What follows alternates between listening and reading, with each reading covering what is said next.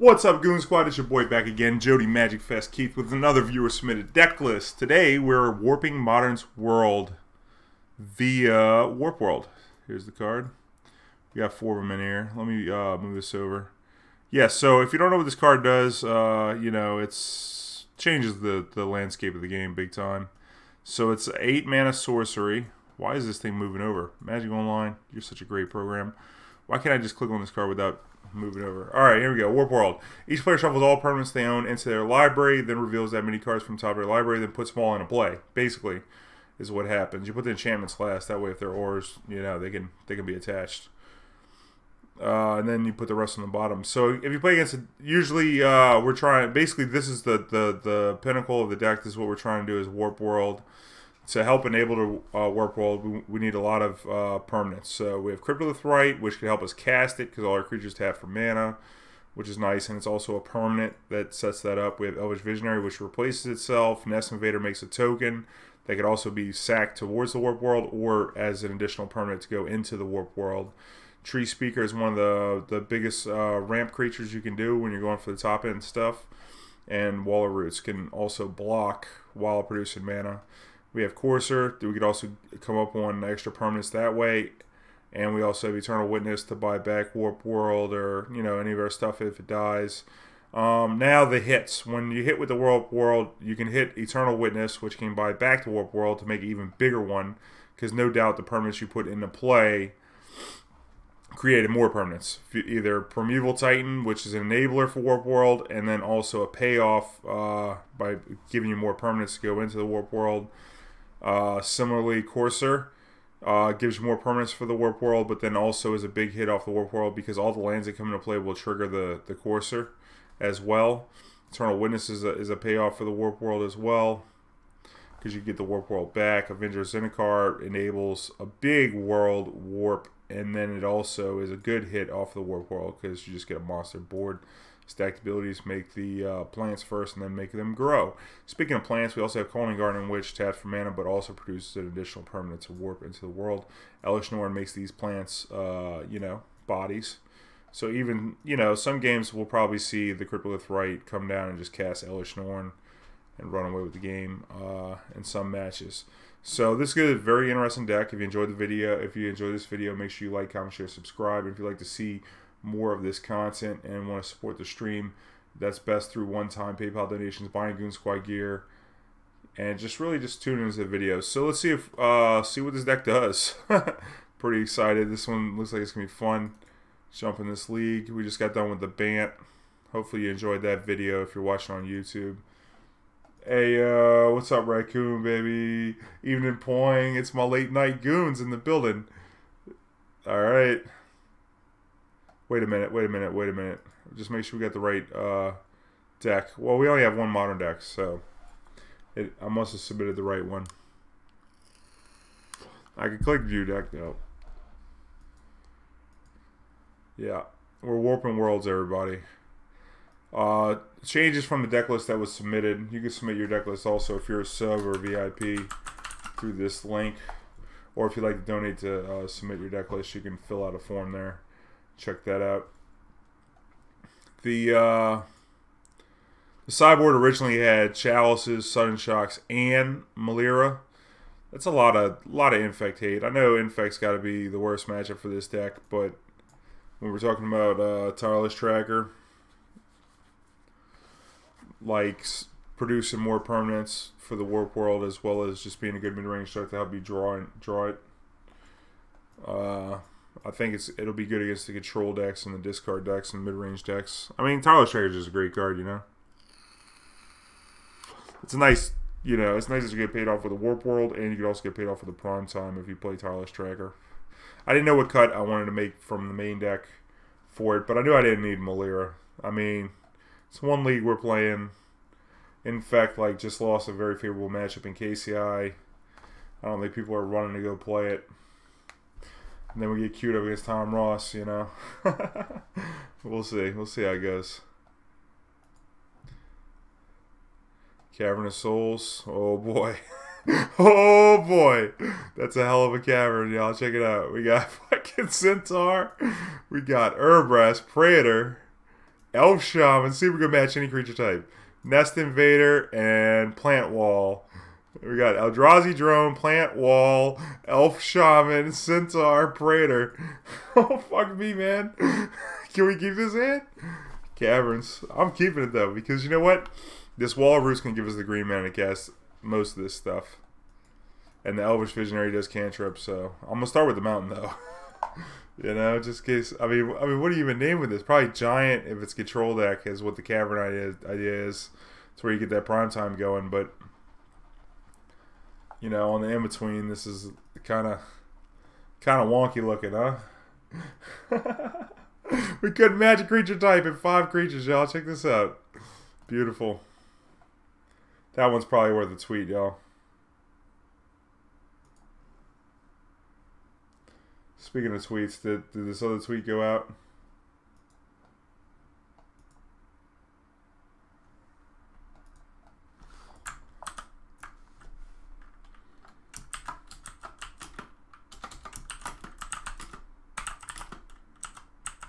I think I did. Let me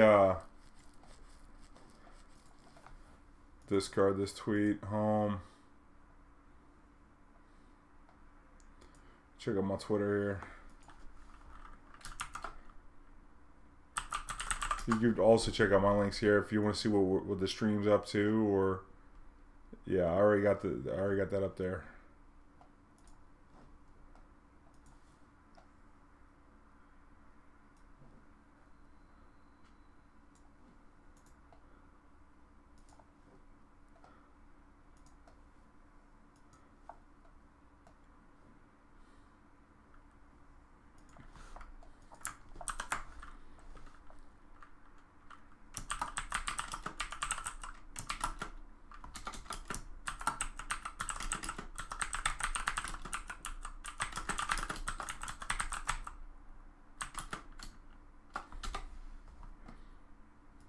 Nice. Alright. Start with this mountain.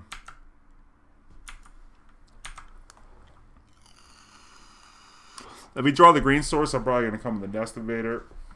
Or actually, I could probably come with the Wall into the Courser on the next turn. Oh, lordy. Alright, so yeah, I think we're going to Wall into Courser, try and get the card advantage coming off the Courser here. This actually might name Praetor, believe it or not. Off this Urabrask. Double red, what is this? Field of Ruins? So, yikes. Knight. Wall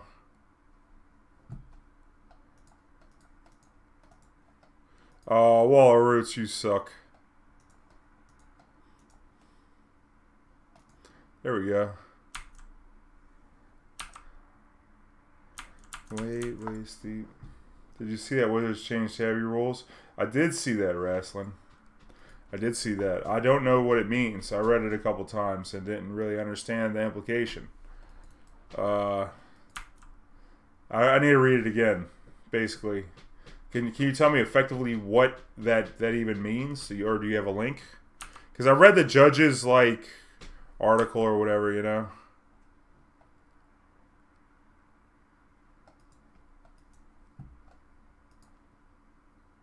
I think we want to draw this Warp World. And do we want this Witness?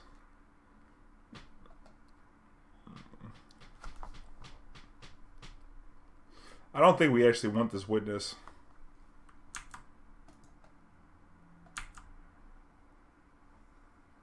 Because, like, what's it going to do? Destroy my land? I guess that's possible.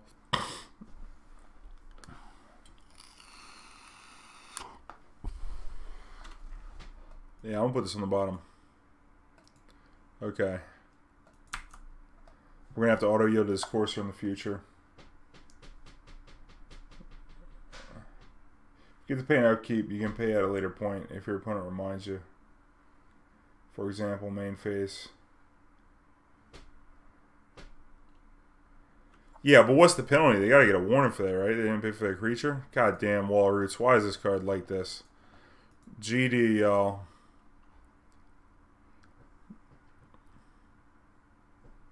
Oh, path my Courser? Okay. By all means.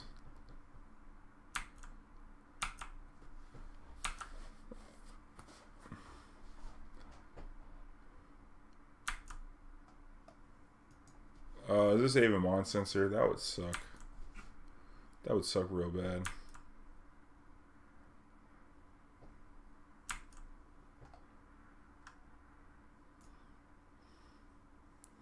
Shovels open and then reveals that many cards from the top of their library. Okay, reveals them. Did nothing? Okay, just screw the knight up. 5, 6, 7, 8 mana. We can warp next turn. If we don't lose this token or this wall. All around the world, statues crumble for me. Am I counting this right? 4, 5, 6, 7. Oh, I'm one off, huh?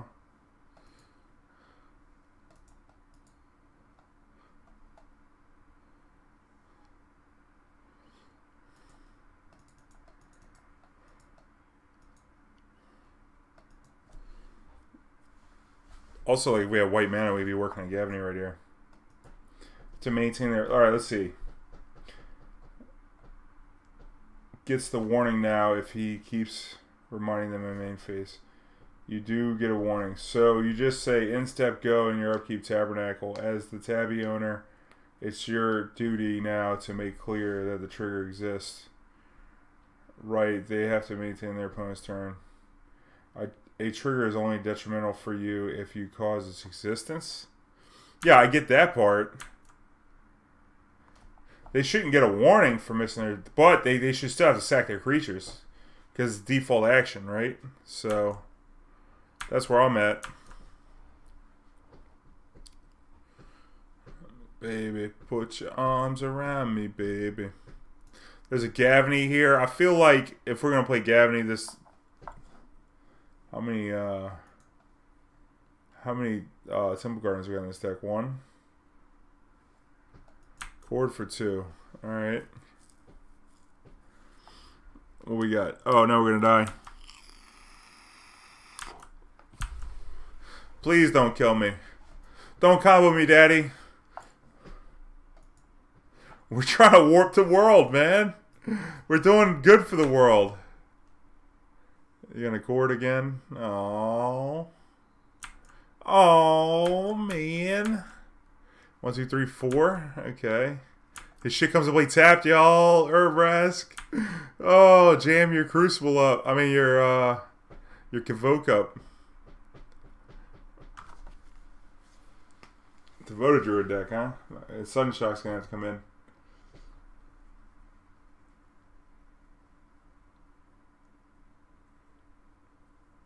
Does it work like that for packs too?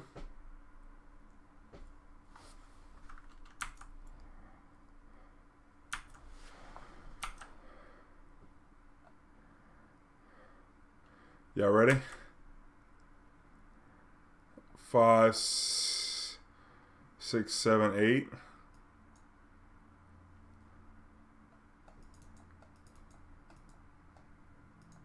All right, let's do it.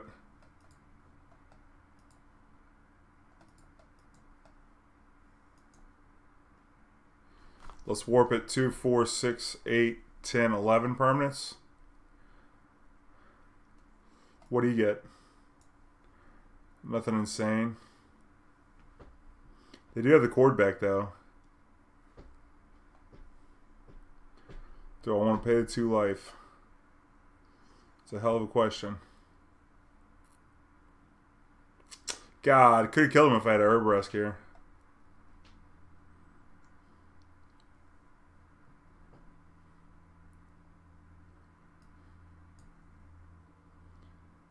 Maybe we did want to do that actually, because we already played a land. Why did it auto stack?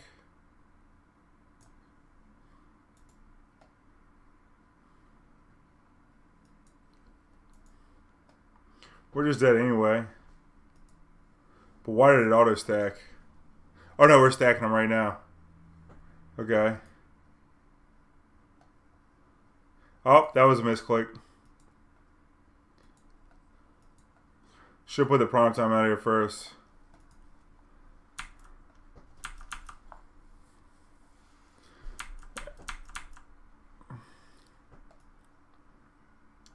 Yeah, yep.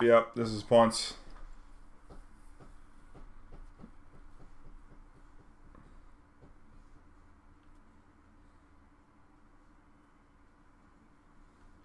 Yeah, how does it work with the hive mind? That's a good question. Because if you have hive mind, it's their spell. They got a copy of it, but it was your effect that gave them the spell. But it was their spell that caused the ability.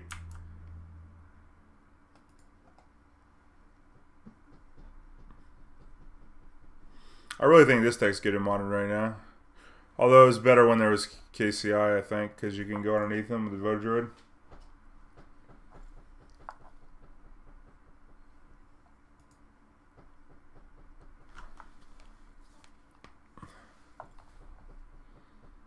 Especially in this instance, the Tabernacle doesn't create the trigger. Modified other cards to create the trigger.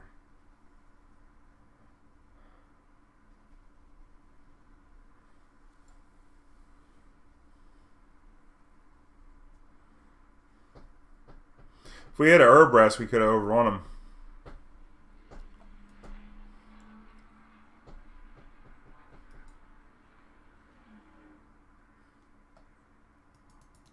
So I just can't warp their hand.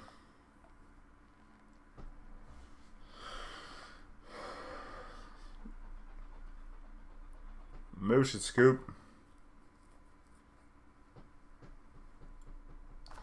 Definitely want some Sudden Shock. What else do we want?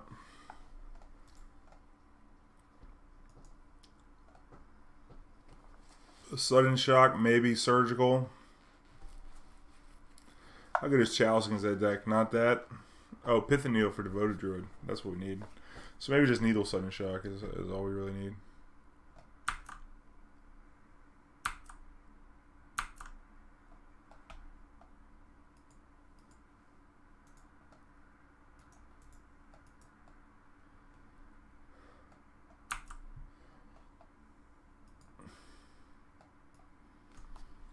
Let's see, do we want what, Gavony?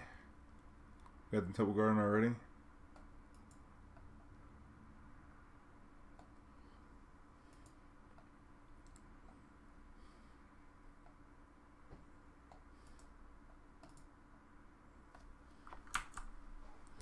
This is cool. You get the plant before you get the triggers.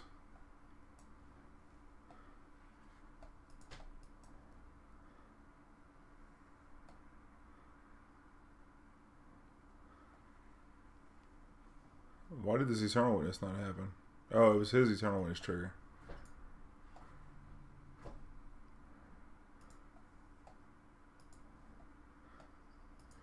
Alright.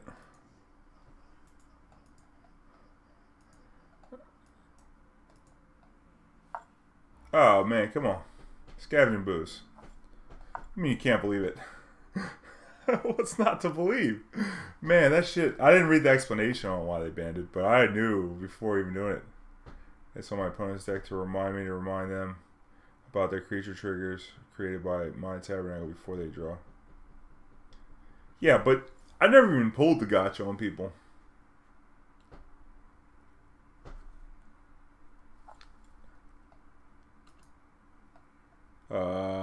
Yep. I think this is the best we could do. And then we're just gonna die. But I mean, look what we did with the world. It just got completely turned upside down. We thought shit was going one way, and it just went the complete other way. But I mean, we had to warp the world because, like, come on. That's what we do with this deck. Warp the world.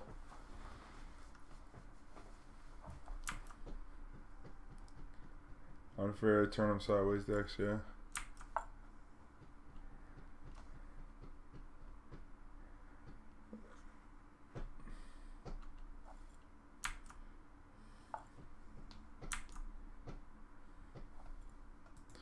Yeah, let's go ahead and just yield through this.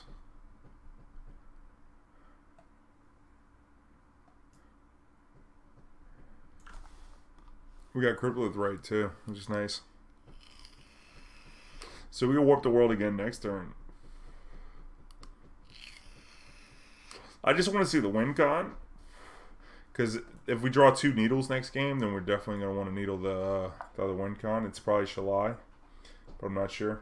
It didn't reverse the gotcha. It just opened the door for angle shooting. Asa, can you explain it to me, baby? Come on. I still don't get it. I'm reading the chat, but what exactly is the deal now? So, they're all issues solved.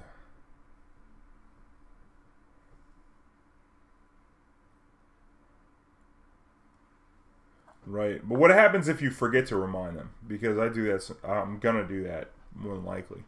If I have a tabby out there. Normally the way I play tabby is when I play it, I'm just like, yo, do you know how this card works? And they're like, yes. They all say yes and then pass a turn and, you know, they do it.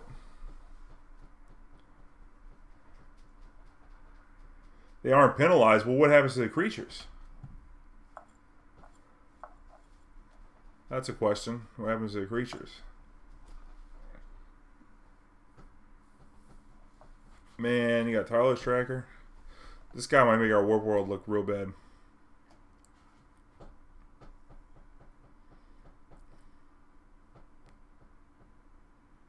And go Walking Ballista. That is one way to do it. If you forget, they draw.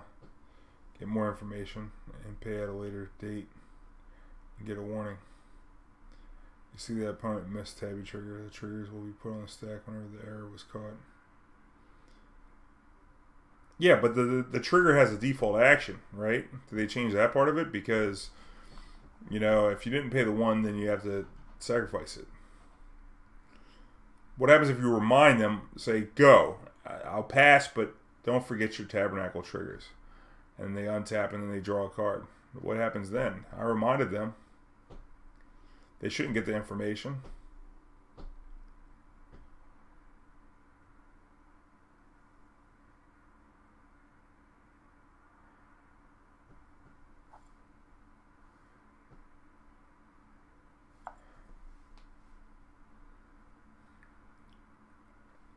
Okay, but think about the specific situation, okay? I play Tabernacle, and then I say, go, don't forget your Tabernacle triggers.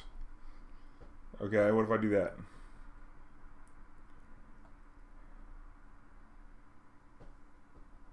That's going to be intentionally missing of a trigger. Okay, doesn't say anywhere that the controller gets a warning. It says the controller has the option to put it on the stack and handle it properly. Okay.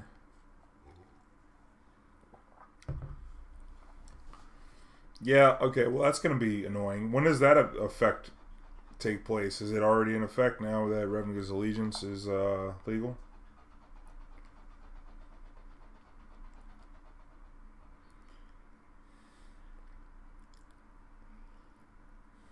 Absurdly punished, man. What's absurd about them not paying for forgetting to pay for their creatures? You forget to pay, man. Is this, the real question is this going to decrease the price of Tabernacle? That's what the people really want to know. Same with packs. You slaughter pack the guy on their turn. If you're not sure how you should tap correctly to pay for it, simply draw your card. Then remember, this new ruling adds so much BS room inside the rules for slime balls in the game. Yeah, okay, yeah, Ace, I agree. I don't know, man. It's bullshit. Sudden shock. I think the Courser's still good. Good at blocking. We might want the tracker though. How good is this Conscripts?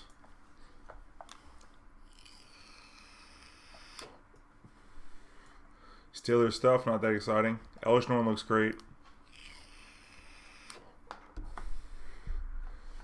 I don't think we need the Avenger as much as... I guess the Avenger just kills them the next turn, right? Gives us something to do with their plants, too. Gotta cut something, though. If I want all these. Eternal Witness is nice with the sudden shock. Maybe I'll slim up on a Courser. I guess Urabrask just kills them, you know? So we got to keep that in there. We just don't have any room for these trackers. Maybe cut down on Warp World, just play 1. I mean, play 3. Because they have a lot of permanent production as well.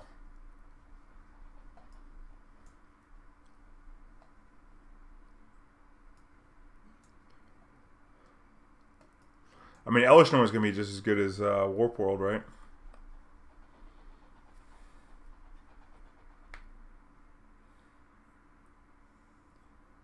Tabby should have gotten an errata years ago to reflect what it is now backed on the rules. Yeah. I guess. I mean, it functions pretty correctly, I'd say. Alright, I'm going to keep this. We got Cryptolith Rite. We got Treespeaker, so we get Treespeaker into the right.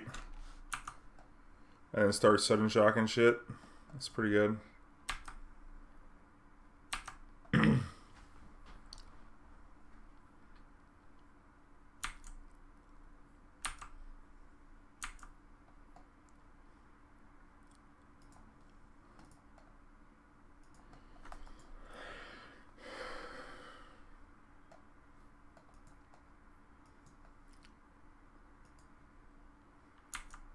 So we'll Visionary into the Cryptolith Rite Sudden Shock.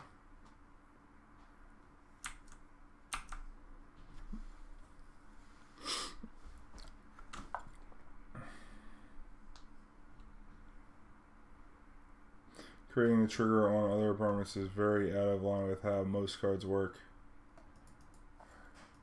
Yeah, but like it's not that crazy. It's not that crazy of an effect, you know? I mean, there's nothing like it, so, I mean, I agree with you there, but, doesn't mean you can't read the fucking card, man. Can we get him to read the card out here?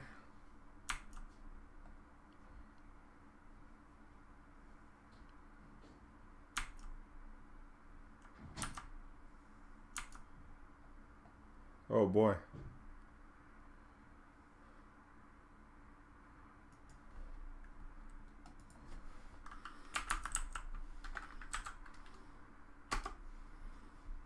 Get this Praetor out here.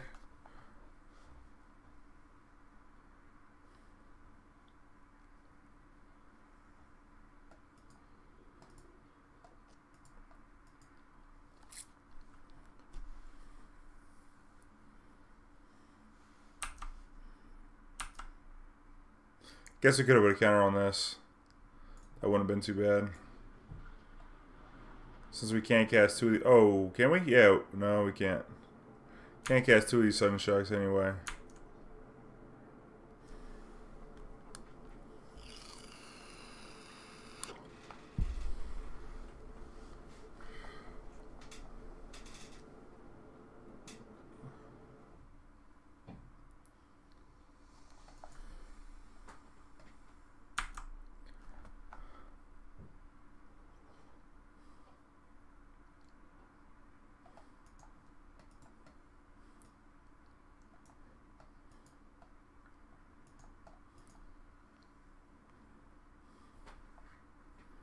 How about that? Can't respond to that one. 1, 2, 3, 4, 5, 6. If we draw a land, we get Elesh Norn. That would be a beating.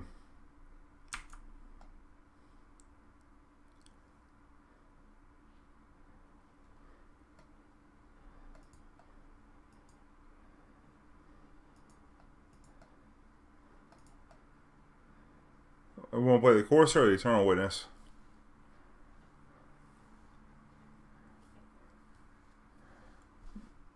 I think we probably just want to play the Courser, try and make sure we hit this land drop.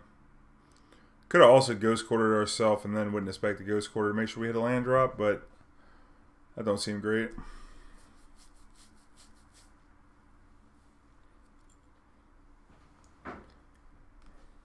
Very few people have familiar with every card in Modern.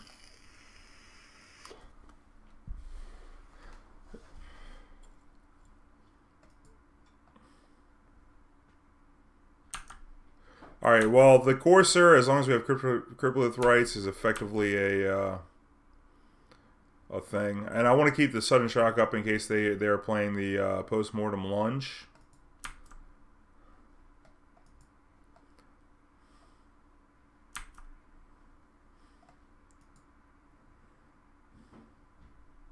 Is that a whiff?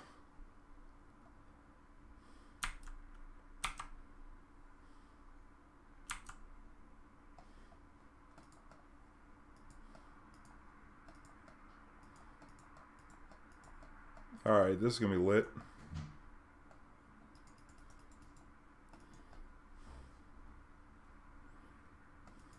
How you beating this card? I told you, Elesh is just as good as Warp World. All these X1s and shit. Like it. If anyone should know how a card works, it's the owner of the permanent. As said, saying stuff like wait and upkeep isn't hard to do. Yeah, no, it's not hard to do, but as long as you're not getting a warning for the shit. Like, if it's a miss trigger, I guess you get a miss trigger warning, right? Like, you get a warning for miss trigger in comp. I need to go back and look at these rules.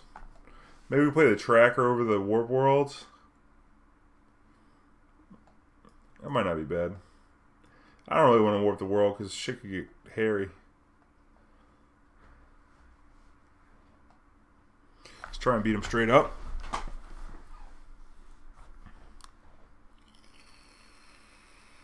The fairest of them all. We could do that. Tireless Tracker is nice. We can start getting that working. We got a couple removal spells in the Sudden Shock, Elesh, Norn, Pithing Needle. Yeah, we could just like kind of value them. And then maybe have Sudden Shock and Pithing Needle to stop the combo. Doesn't seem like the worst.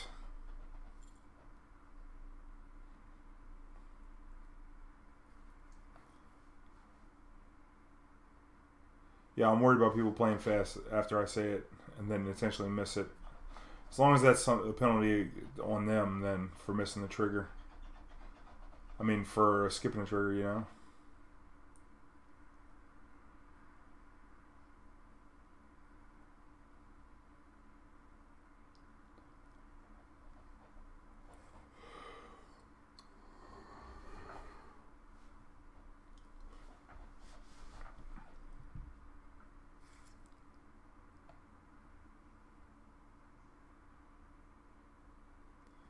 I don't know, man. Don't we want a warp world?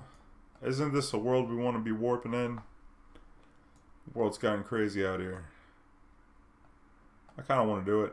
Maybe we just come with one tracker. I like keeping the witness.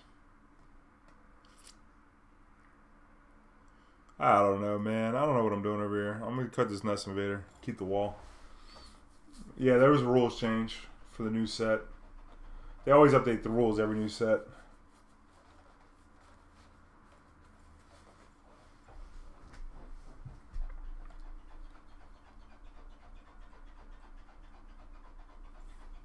Yeah, it's a delicate deal, you know. This rules change.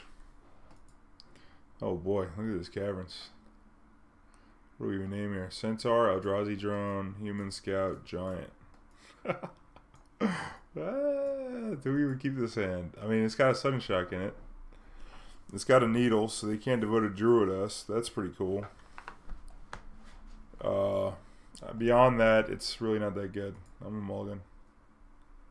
Oh, yikes. Give me a green source. Do I want this Needle now? I think we gotta get a green source here. So, forget the Needle. If they got the Voted Druid on 2 and they come get us, they'll get us.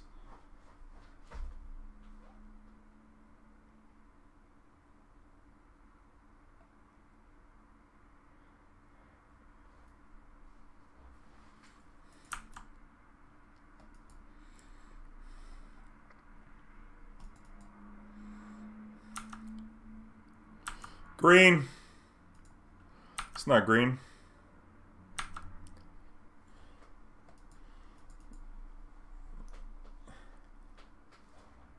Yeah, dude. If you got it, you gotta flaunt it. If you got it, flaunt it, baby.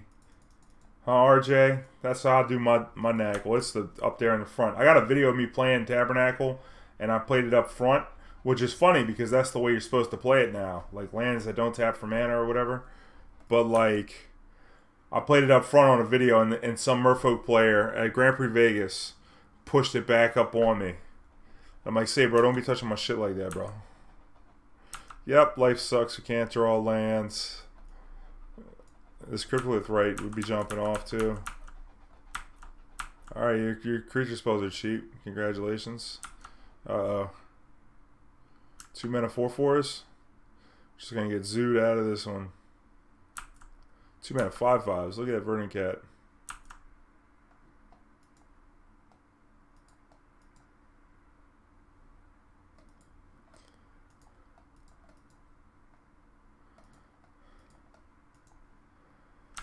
Alright, get some creatures out here.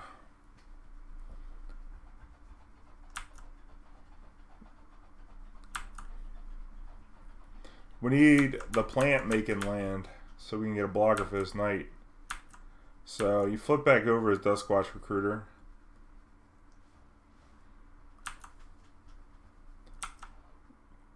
Yeah, I'm blocking.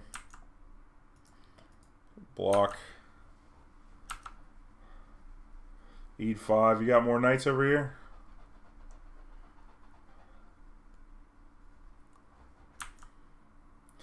Alright, just main phase activation. What is this? Vizier? Okay. Didn't play a spell, he gets flipped. Okay, what do we want? More walls? Chain some walls together.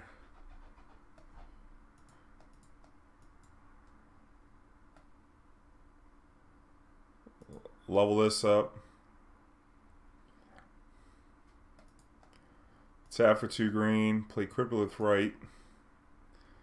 We're going to add a counter on this wall of roots, and then we get another wall out here. And then we get another wall out here. Shock this in. And play another wall. Alright. Tight.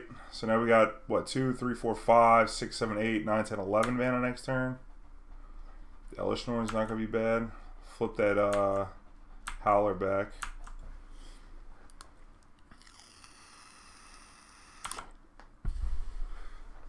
So as long as we're alive, then we get to Avenger of Zendikar next turn, which is nice. I'm not blocking that. Can we eat 6? I think we could eat 6.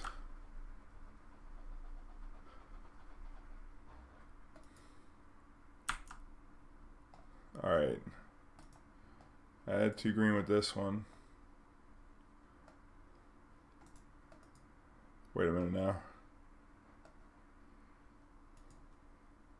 I think I want to play this land, even though we have Avenger in our hand, because I don't want to have to tap too much of my stuffs. Add white with this. Add white with this. And then put a counter on this. Oh man, Wall of Roots, you suck. White. White. We're lucky to draw this card. It's only one of them in this deck. So it'll probably activate. Oh, we're gonna get pathed.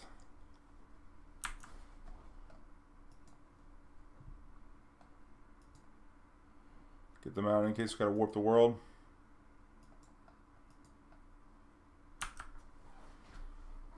Oh, another path kills us. I should have never leveled that thing up.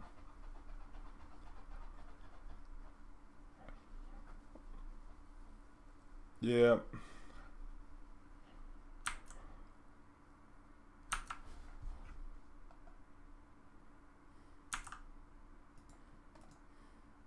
We could always ghost quit our own land to trigger this Avenger. Oh, good lord. 3, 6, 7, 8. Let's Avenger here.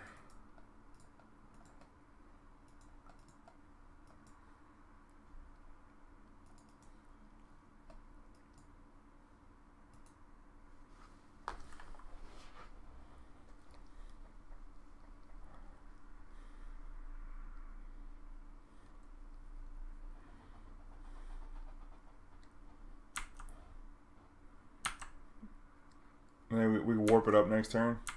Float a bunch of mana. Cast a Warp World. Uh-oh. Hopefully it doesn't get a payoff.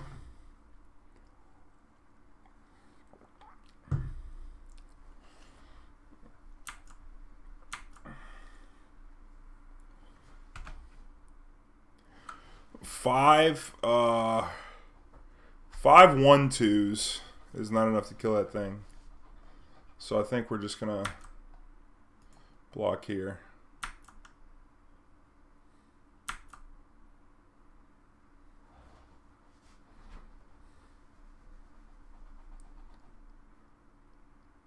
$14 permanents.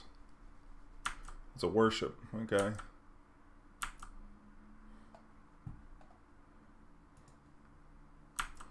Here we go.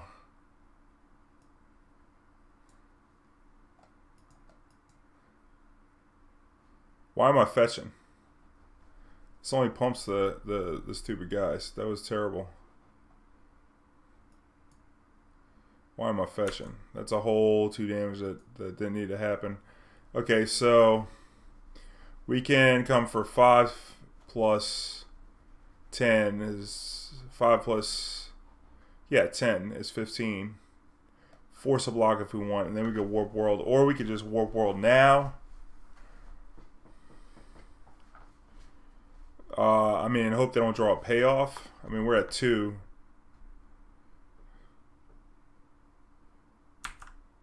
Yeah, I think we can attack with this. I didn't want to warp before combat because the Elesh Norn is gone, and they might get a better position. I think we could put them to 1 and then Warp World. Yeah, 10. 8 plus 5, 13. Put them to 1 and then warp.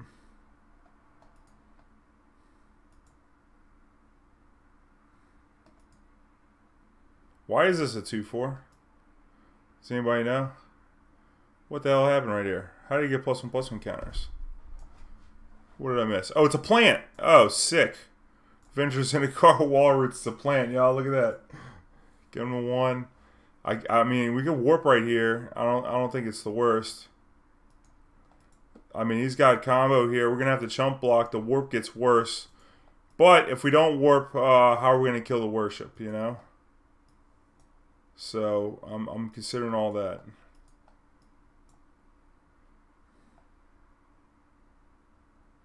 And then float this mana.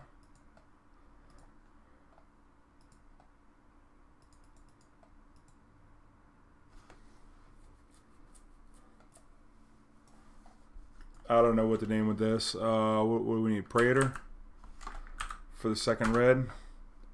And then what else we got up in this deck? Elf, I guess. I don't know. For the sake of time, do I want to pay the 2 life? Good question. Let's see what we got going on over here. Oh shit, we could have Warp World and a Warp World. That's the whole idea, and then attacked. This Walking Bliss is gonna die. He's gonna have the combo again, but our board's a little bigger. I don't think so. We got 3 mana in pool, plus... Oh no, we don't want to pay because we're going to die. Alright, we're going to have to stack these abilities. How do we want to do it?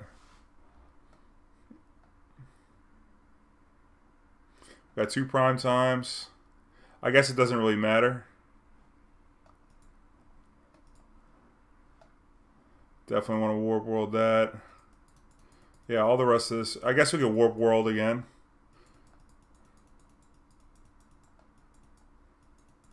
Because he ended up with the same board. See what happens. Actually, we don't need to do it again, given the situation. Let's auto yield to this. And that. What do I want to do here? Probably Vesuva for sure. And Radiant Fountain. Or Khalni Garden. Khalni Garden could go warp again.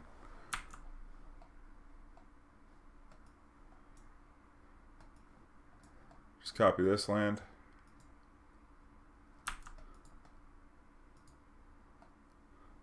Always yielded this one.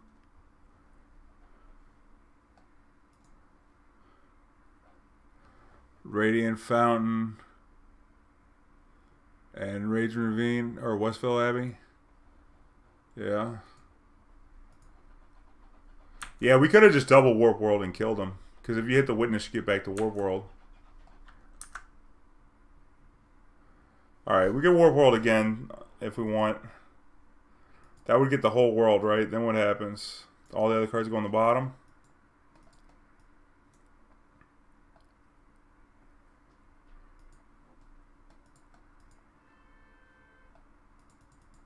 Yeah, let's just warp it again, huh?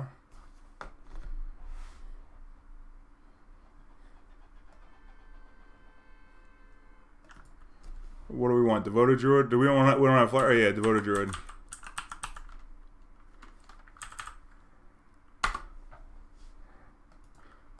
I don't know, I guess I'll name Angel. Why not?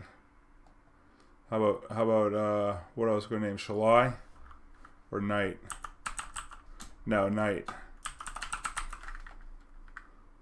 Or we just name Devoted Druid twice.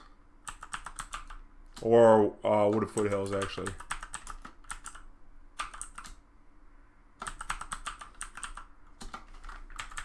Alright, this is great. This is so great.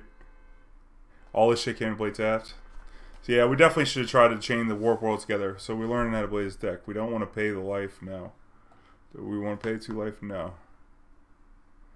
What about all these triggers? Too many triggers? We're going to time out. Can I just auto stack them?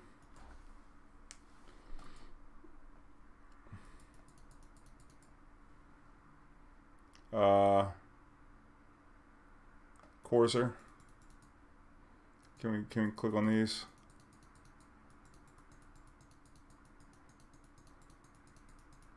There's got to be a way to do this faster, man. Jesus.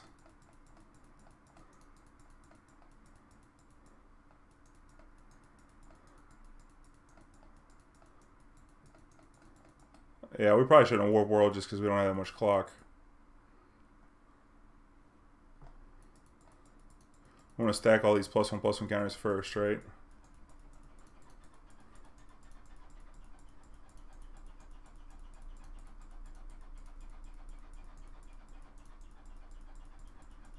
Too many clicks, man.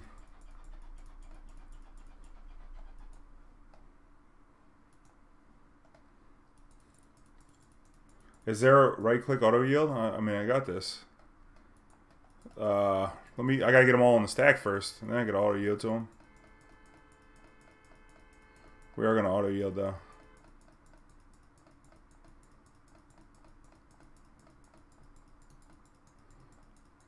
I mean, I wish there was a way to auto stack the abilities.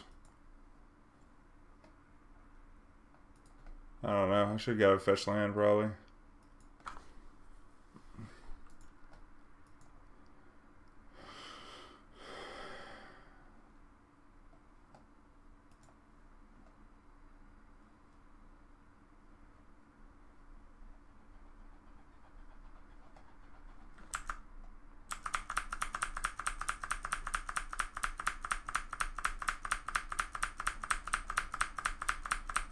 Should auto yes this.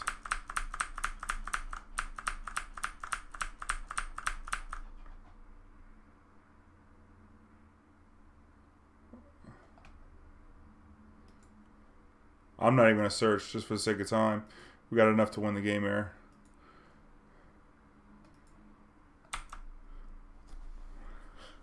Sudden Shock's looking like a hoe.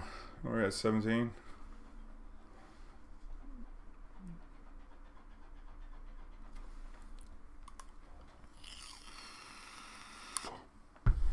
This deck's great. Because we already attacked. And I don't want to spend my time tapping and leveling this shit up.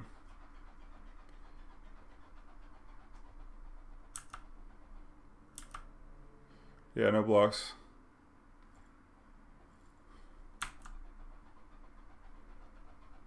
Alright, I guess I'll play this Gavony.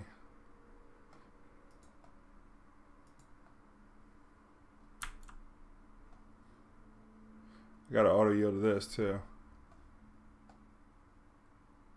Alright, they scooped. Alright, cool. Thanks for scooping, buddy. I appreciate it. Even though I didn't scoop to them with the walking ballista. But we were talking. I wasn't paying attention. Yeah, Shalai, you can't sudden shock. And we also have Needle on the Devoted Druid already, so we don't have anything to worry about with that.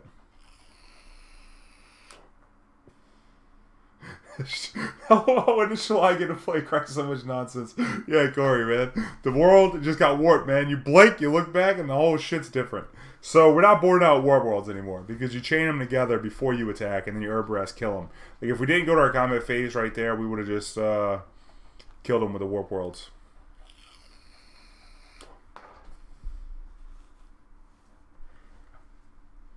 I mean, we just had to like fade worship on one of those warp worlds, you know.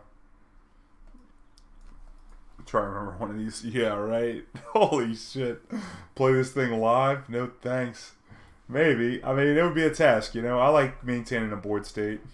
I play a lot of salt stacks, so that requires you to pay attention to a lot of shit. Yeah. I didn't even know what the board state was when I was putting it all on there. Better than the Recto skill. Nice. Judge, we both had 30 permanents in play, and my opponent cast Warp World. How do we resolve this? Yeah, you definitely got to get an official to confirm. Hold on. Oh, man. Nice, man. Nice.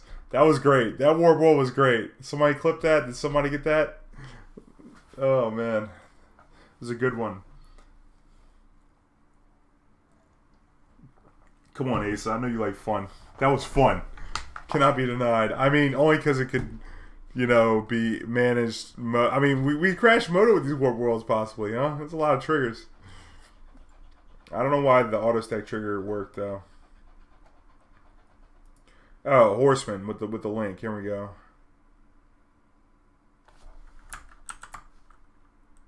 Seven. Triggers on the stack anytime all triggers waiting to be put on the stack are identical. Okay. But they're not identical. The triggers aren't identical, so.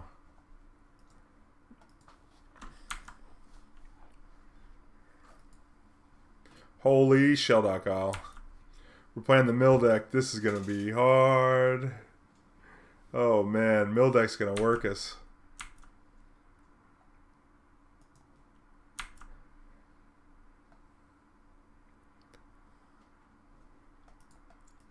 I think I want this land.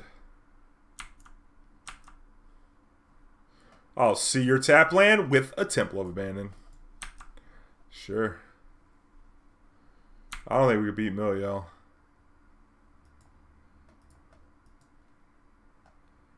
On the trip so far from me. Although Eternal Witness being in our hands pretty sweet.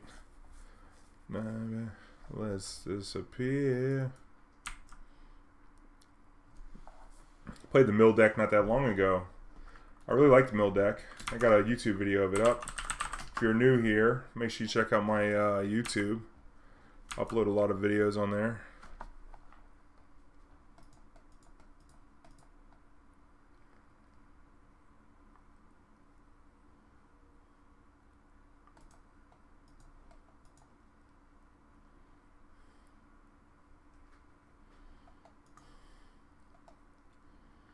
Wall Roots can get us a lot of mana. Nest Invader is a little bit of mana too. Why don't we just do that? More permanents too, in case we're warping worlds. You got a lot of spells in that deck, so the Warp World is pretty good against them.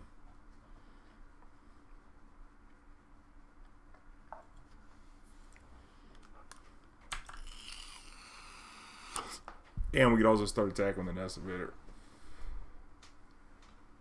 Target permanent, so we could potentially steal Shelldock Isle and then cast it. Potentially.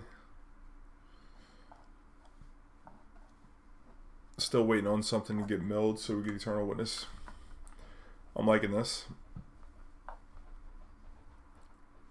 What if we Warp World and they don't hit any lands? Warp World into his bridge. Come on, Asa. We'll just warp it out again. No big deal, because we're going to Witness back. The Warp World. That's how you remove enchantments in this deck. Is just Warp World them away. Red enchantment removal, y'all. How about that? Color wheeling it right.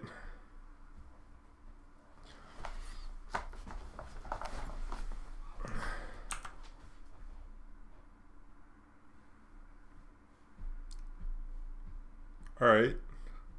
He's probably got some traps in hand, so I'm not searching my deck. Extirpate, huh? Oh, I said I'm not searching my deck and I draw a prime time. How did that happen? Listen what I say, oh. I guess we just start attacking. I don't want to get trapped up and then surgical or something crazy.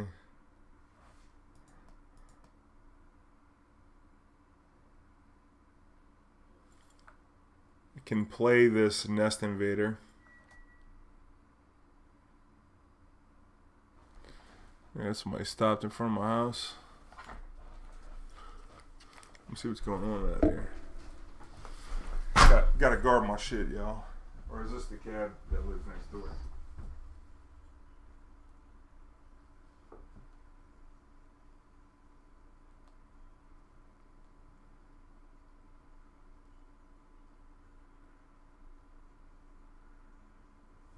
Looks like some people just getting out of their car, but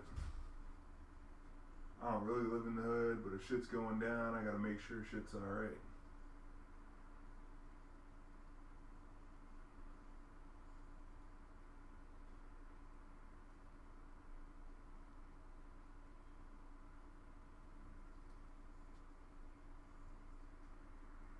Looks like the neighbors just fucking around. Somebody fucking with the neighbors. Alright. What y'all like here? We got total 7 mana. Get Nest Invader. And then we can Wall of Roots.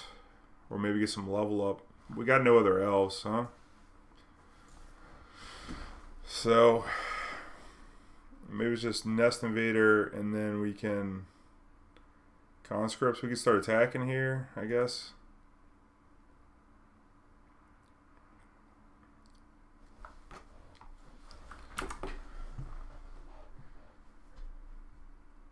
I don't want to trigger the traps though. Oh yeah, dude.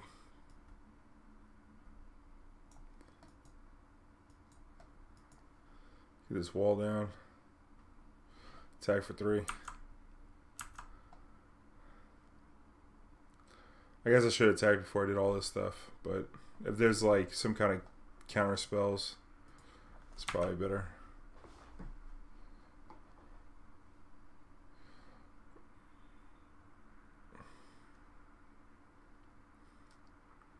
So next time when we play the Conscripts, we're looking at 4, 5. 4, 5, 6, 7, 8. It's like almost a 2-turn clock.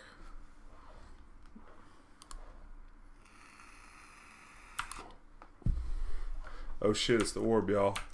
We might get a Warp the World, y'all.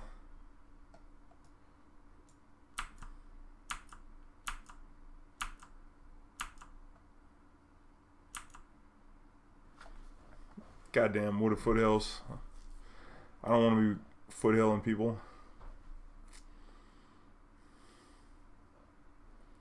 You think he got surgical?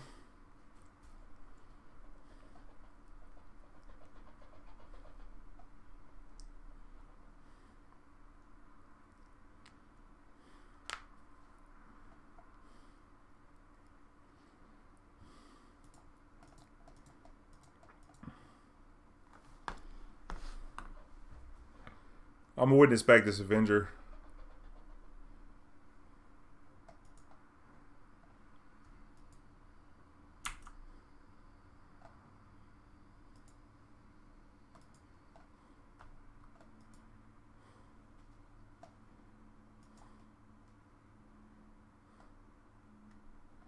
One, two, three, four, 5.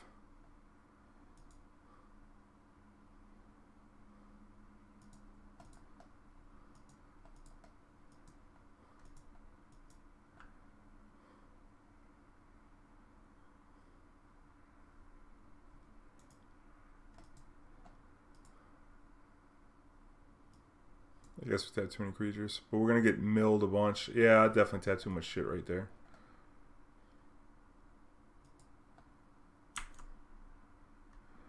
I guess he's going to get milled for less. I guess we get milled for one more. Alright, I did not know that interaction would work like that.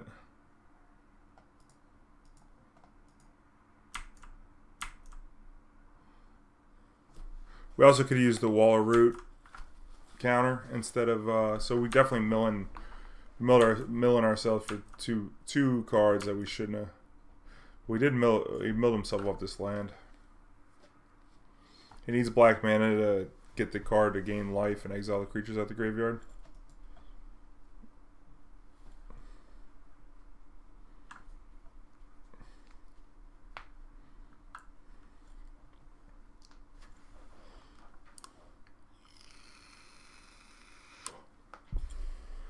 This deck is fun. I know.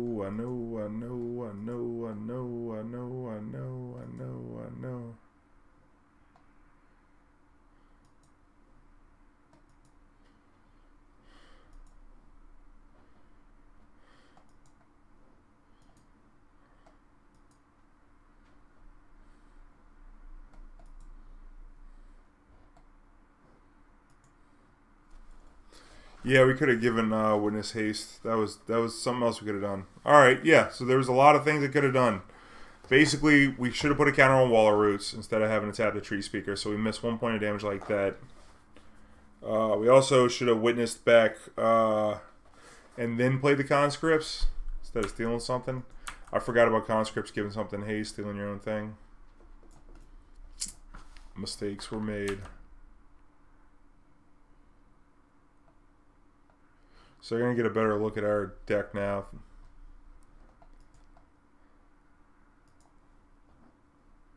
Whoop.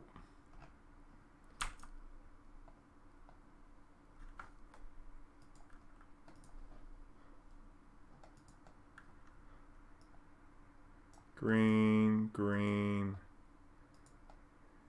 Oh, this doesn't work. We got stupid Wall of Roots. We're going to do this right. Wall of Roots, tap for green. Cast this. White, green.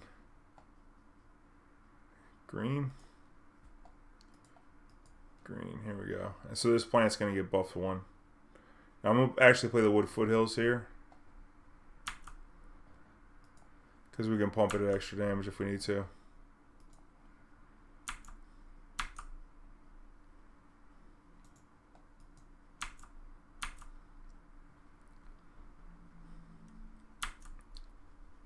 Yep, perfect.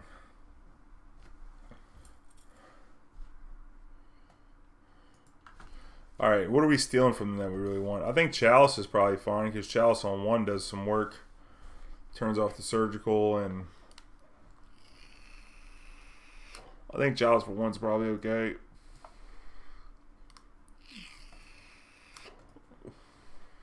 I don't know that they're going to have that many counter spells. Could maybe play Surgical of our own. I think we probably just want Chalices of our own. Elesh Norn grows the team. Urabrask gives them haste. I don't think Conscripts is what we really want. Courser gives us more permanence, but also gives them a chance to control our draw step. So maybe we're off the Courser.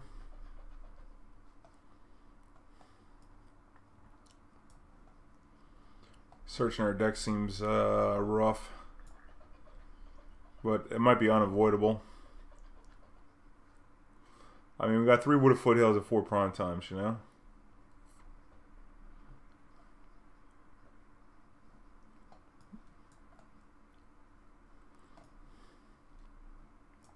I don't know, we need to get more permanents. Vandalblast for Bridge and Orbs. Okay. It's countered by Chalice for 1, but I think Chalice for 1's actually pretty good because they have Thought Scour. They got a lot of 1-drops in that deck. Maybe we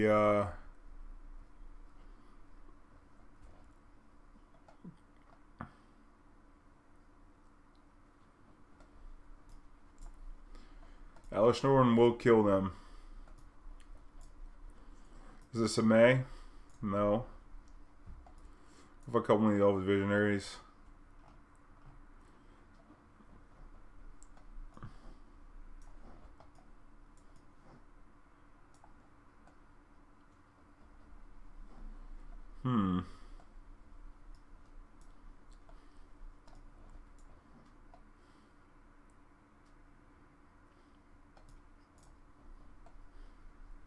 I don't know what else I want to cut.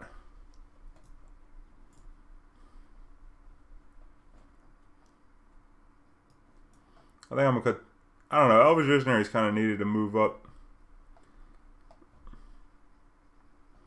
We got 24 lands. Fuck it, YOLO, bro. We're going to play 61, man. Well, I'm going to play 62. He's playing a mill deck. What about that? Let's do it. Submit the 62. Tell him what's up. Oh, man. There's got to be emo for that. Yep, no lands. Checks out. 62 card deck. It's alright. Guess what? Our deck just got bigger and bigger. And keep. And bottom. Alright.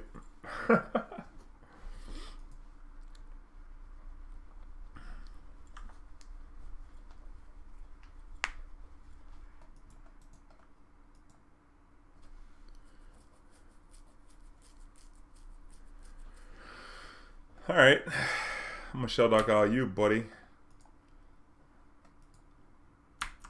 What now? What now? Yeah, that's a Nest Invader. What now?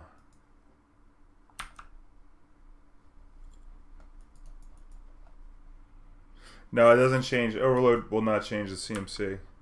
Still gonna cost 1 mana at the end of the deal.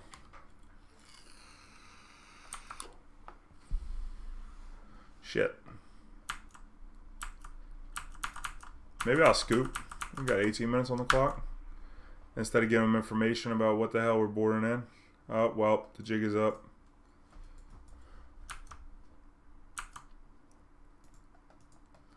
Yeah, I'm good. That was fun. I think we're going to go back down to 60. 60 on the play.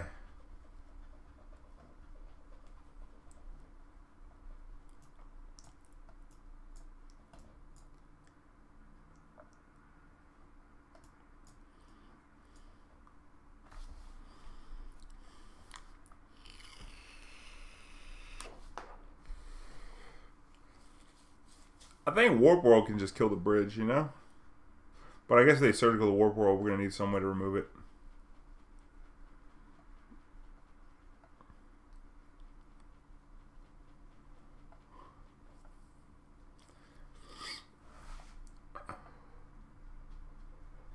I don't know what to cut.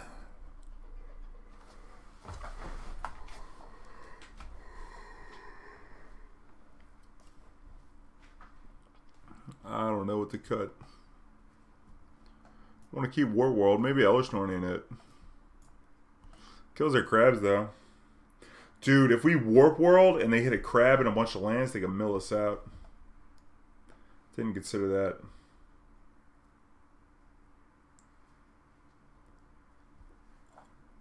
Yeah, Pernicious Deed does blow up all your artifact lands. Yeah, Barwick. That used to be a thing.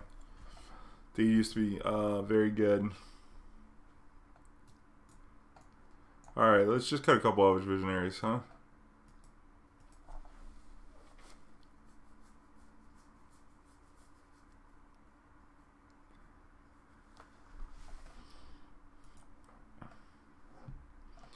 Sure. Got Chalice. I'm not mulliganing.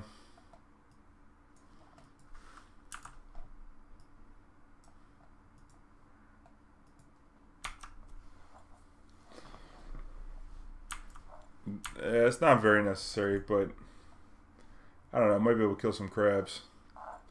You know, if I get these crabs up off me, match won't be that scratchy. You know. Shock this in. What's going on here? I don't know what's going on, but I'll come with this. Maybe he's got Spell Pierce. I don't know. Maybe he's got Spell Snare. I don't know. Maybe he's got Thought Scour. What the hell was that? What the hell was this Watery Grave shotgun, dude? Just trying to check me. Just try. Look at that, trying to game me. I like it. I like it. Reaver Nick. That's a good one. Try to game me there. Have me thinking about it. Ooh. Have me thinking about it.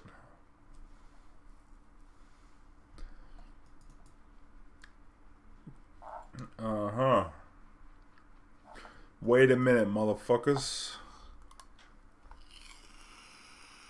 I got the music on. If you're watching on YouTube, I got live tunes on the stream, you know.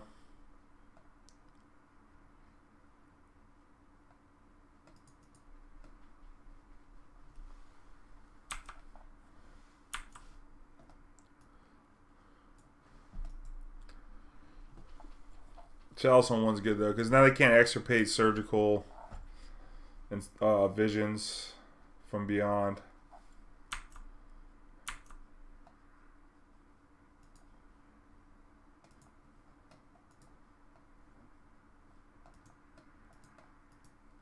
Sure. And I shocked in this Temple Garden because they're trying to attack our deck size, not anything else. Not our life total. Although I have seen some of these decks board in Jace's Phantasm, which you know, is like a 1-mana 5/5 if the graveyard's big enough.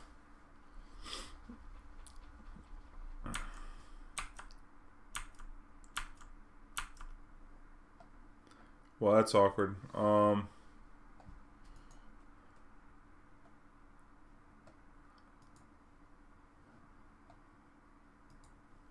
And you can't pay life for this come untapped because it's a Vesuva.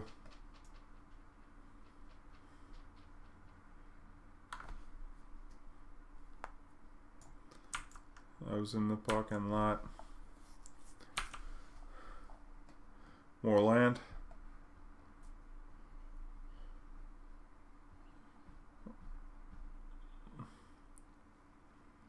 Dundee.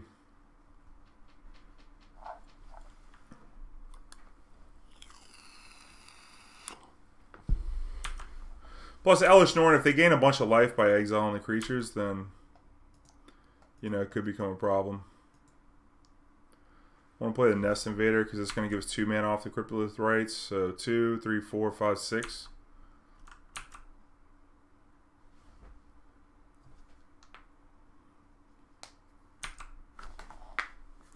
Although Warp World is going to turn the Chalice off.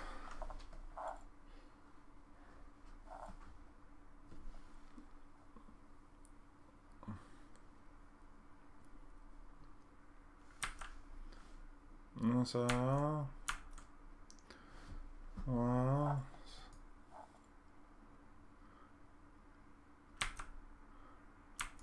and I want to get this Urabrask complete before we Warp World, if possible.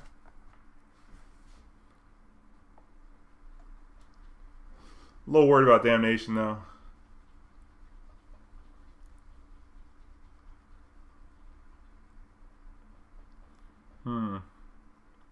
Because I'd like Urabrask to be possible off of the Warp World. Maybe we go Witness back a land.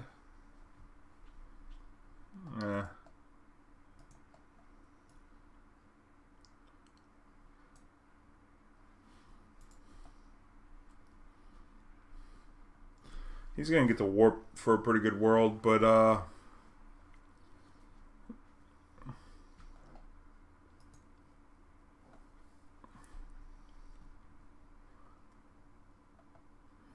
maybe we could just Witness and then cast the Urabrask the turn that we Warp World.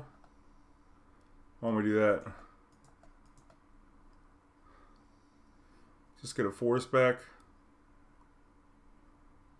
Or a Nest Invader. Yeah, Nest Invader seems better. Like a land is a permanent actually. Maybe we wanted the land.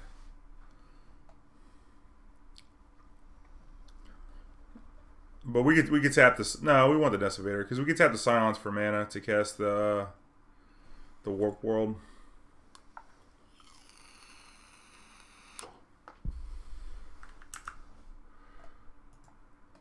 And I don't think I'm gonna attack because I don't want to mill an extra card.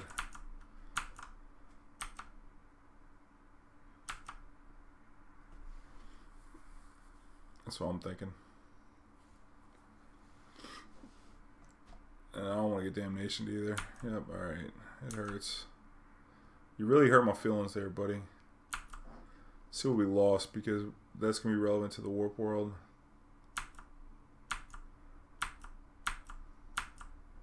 Alright. Got a land. They got an Ib new. Things could get hairy. Shit.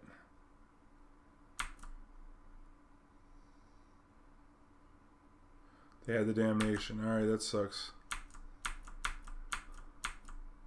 This orb might just get us.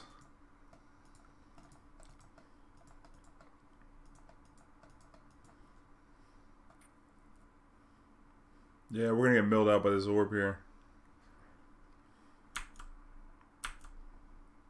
Gotta try and kill him. 4 turns with the Urabrask.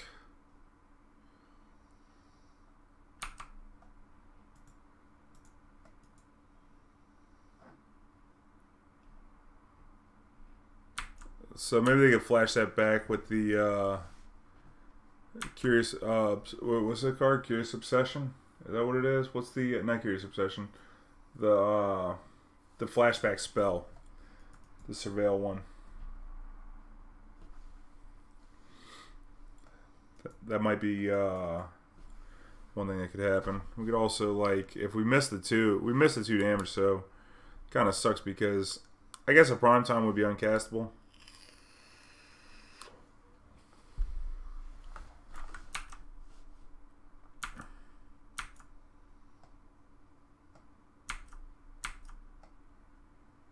There we go.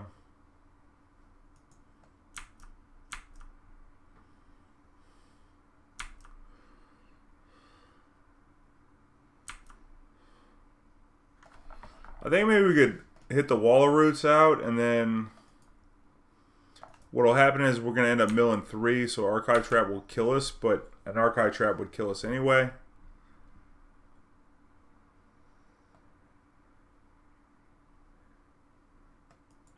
Wow, that sucks. But now we can warp the world on them, which is cool. It would kill the Chalice, but we would be guaranteed to get the Urabrask back. So if we look at what we have left,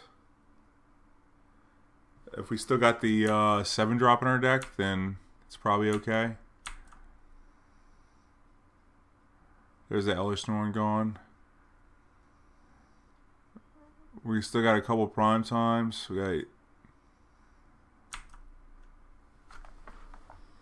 here 3, 6, 7, 8, 9. 9 permanents. It's not perfect, but 6, 7, 3, 4, 5, 6, 7, 8. Let's do that.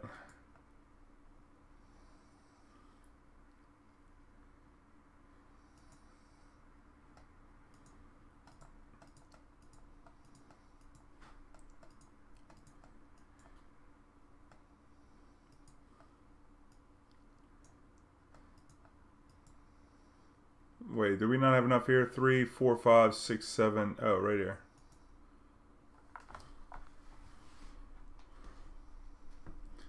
He's at 56. So the Avenger of Zendikar plus Urabrask should kill them. We still have to fade some mill to not die. And the 1-drops are going to get turned on.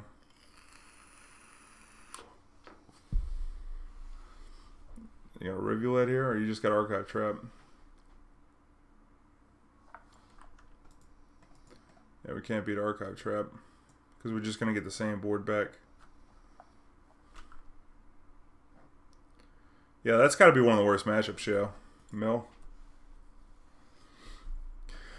Like, that's got to be borderline nightmare. We got prime time, we got fetch lands. We need cards in our deck for our Warp World to actually work. So, that's a tough one.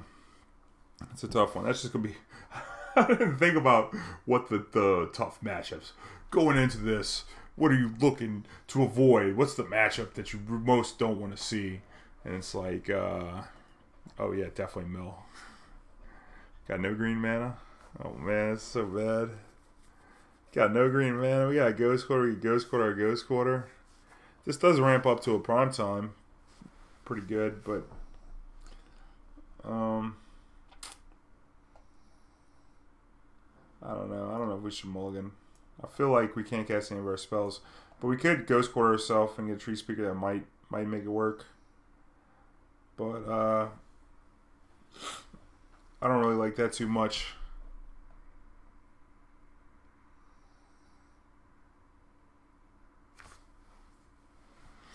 Yeah, let's just mulligan. Yeah, it's a little better. We got all the ramp we want.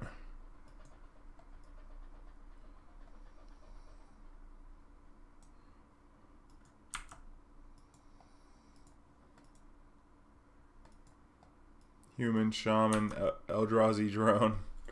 Cavern of Souls is great. Might be too many caverns in this deck. But this deck probably suffers against control decks, cryptic command decks, so needs something to help. Phoenix deck, huh?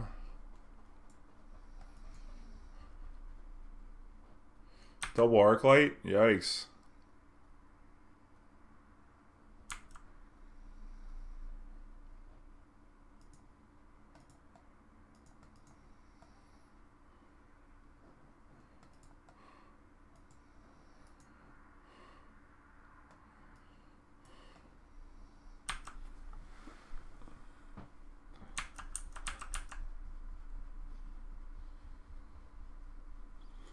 As long as he doesn't make these Phoenixes this turn, we'll have a chance to try and get to a Warp World.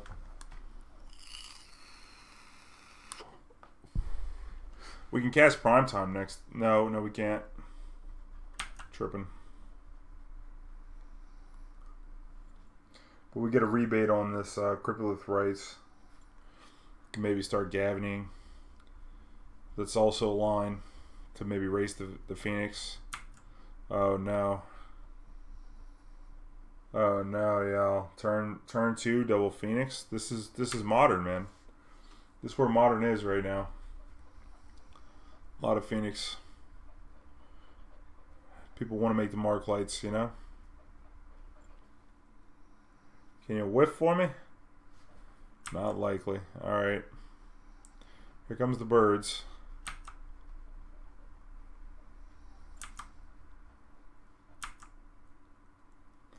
Need help? I guess Courser wouldn't be too bad.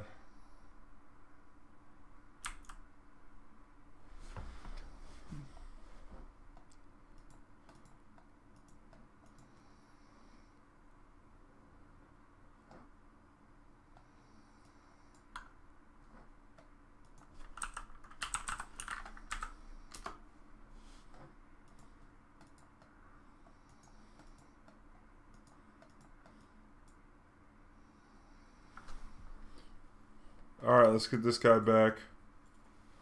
Who's that? Trainwreck, welcome to Goon Squad. Thanks for the follow.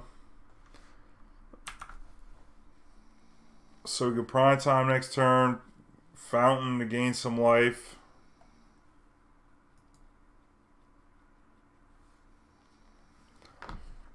I mean, I got 6 cards in their hand. That's pretty good.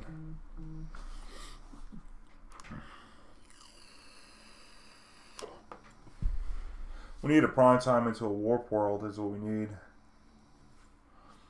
That's what we really need. Okay, we go to 8. We could just be dead to a Bolt next turn also. But, I mean, not really. We're going to gain at least 2 life next turn.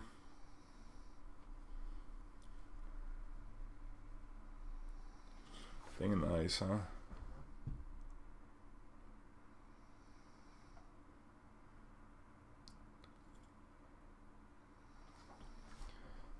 Yeah. Okay. That's how shit right there.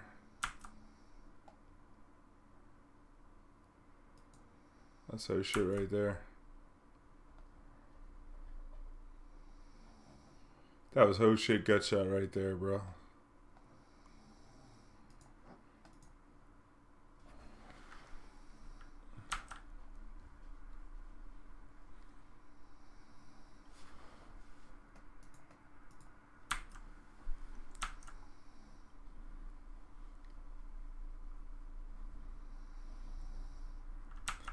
These gut shots and these lightning bolts are going to tear us apart.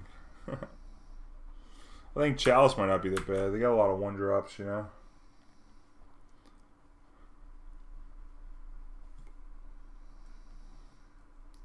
Yeah, it is pretty cool, huh? You can just like Garden on 1 and then Cryptolith Rite on 2. And then you have 1 mana off the creature.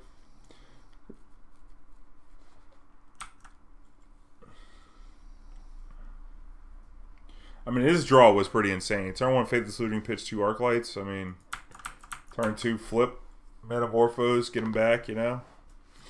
Right into the thing. It's a pretty nutty draw. Like, if he only had 1 Phoenix, we'd have, what, 6 more life? We'd be at 14 right now. I mean, the thing would probably be getting us, but...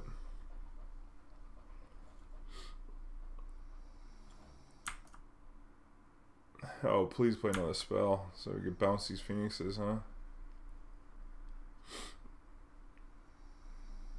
I guess we go to 1 and be dead the same kind of way.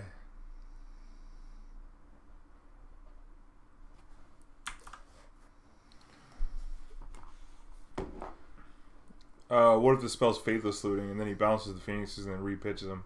Yeah, you just flash back to Faithless Looting or just cast 1 from hand. That works too. So we're just dead right here.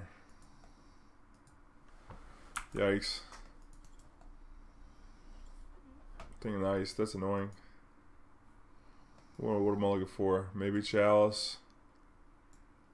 Maybe Surgical for the birds.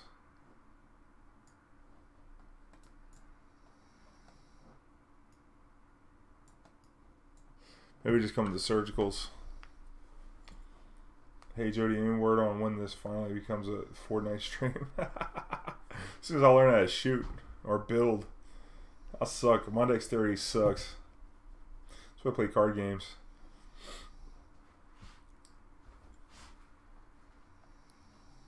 Boom, dong, dong.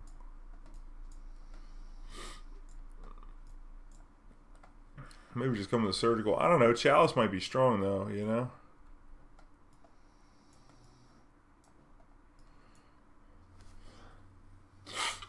Cut a Warp World. What else? Stuff that dies. Elesh Norn ain't too bad, huh?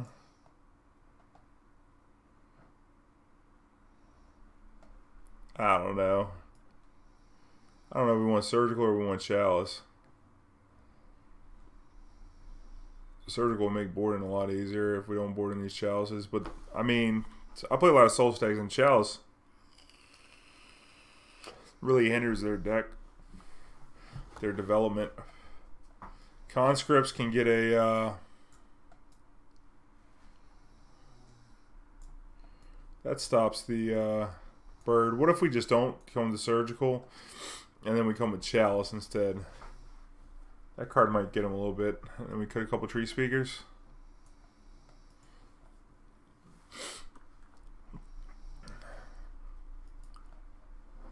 Just be a Chalice deck. That works.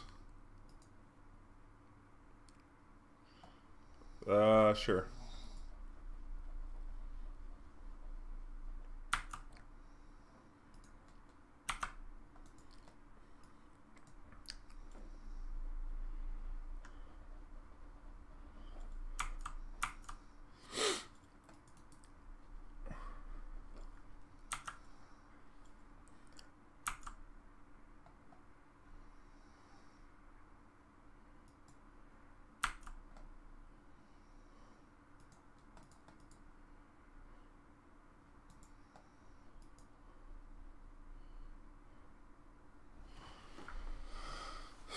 Gotta send a message. Shit, man. If we don't attack with this plant, we're gonna regret it.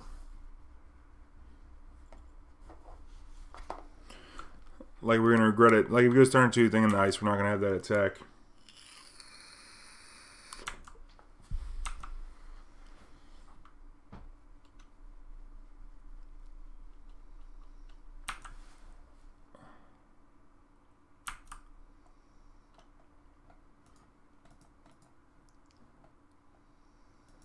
Fish attack for 1.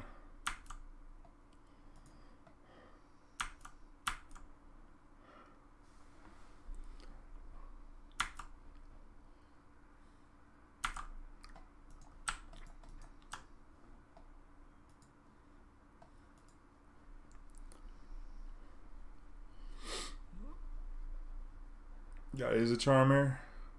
You're just gonna bolt this. Okay.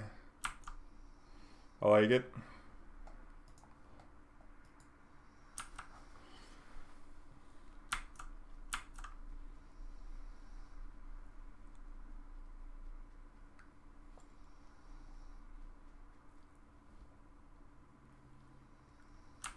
Look at that breeding pool. Okay.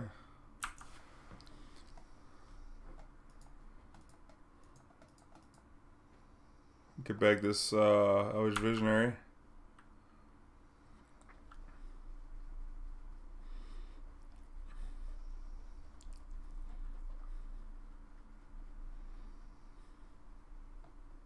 Then we played Temple Garden tapped.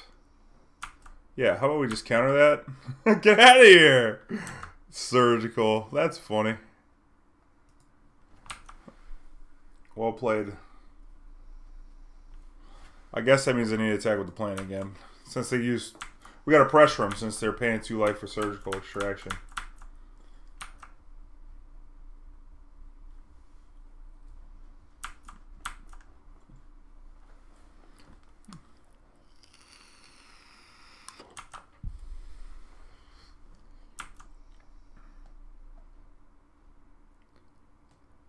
Maybe we should name Elf with this. Play the Treespeaker.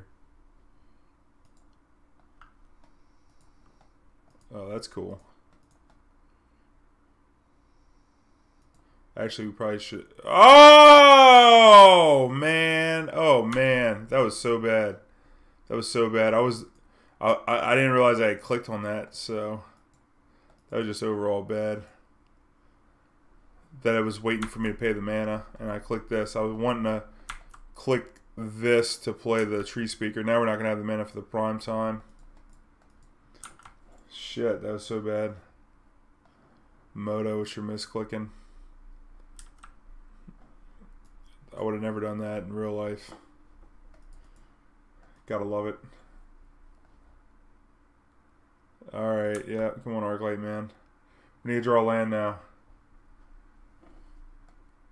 Man, oh man. We would have leveled up this Joraga Treespeaker and we've been coming prime time into a tapped out opponent. Although I don't think opponent's playing something like Mana Leak. I think it's more conditional removal.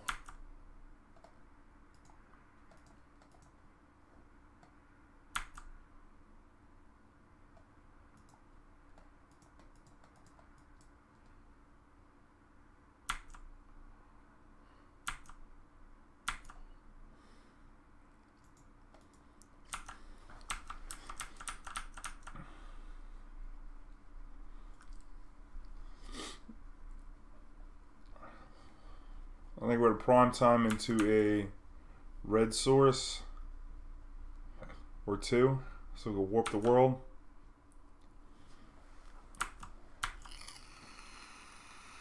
They got a lot of spells on the deck, so it's a good chance they'll lose most of their board.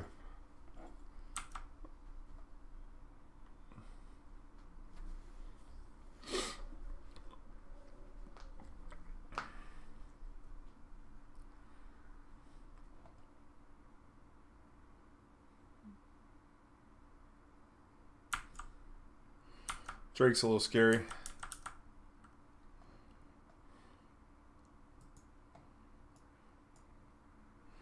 Keeps making more permanents. It's not great. No attack, huh?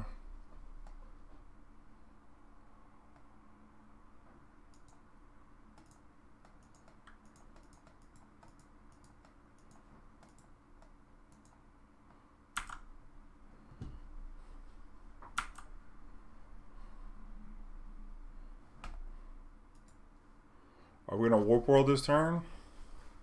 Possibly.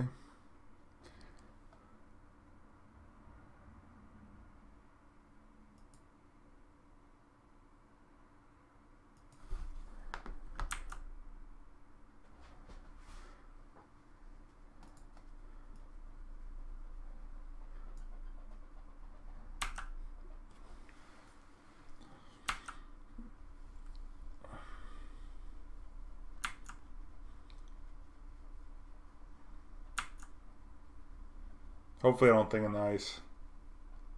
Yeah, I did consider the Gavony since we already had the Temple Garden. But it would still take 2 or more activations to get through a Crackling Drake.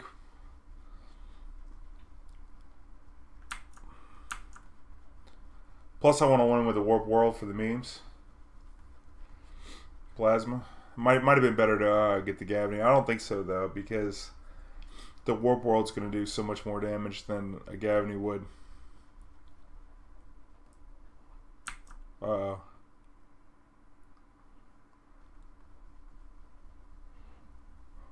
Boarded in Ancient Grudge, huh?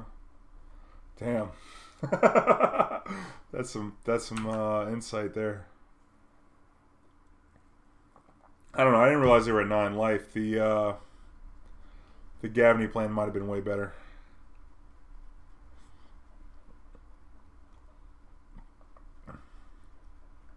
But if we Warp World and get like a Courser and a bunch of lands, I don't think they're ever gonna be able to kill us. Plus they have so many spells, the Warp World is gonna like erode their whole board too. 100% Ghost. Check them out. Check them out in the chat. Nope, don't see them in the chat.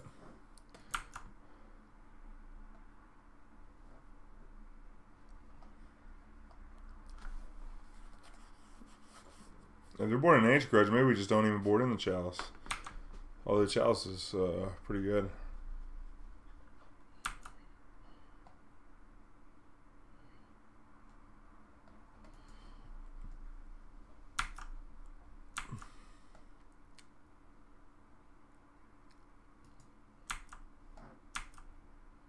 I'll get the Gavony now.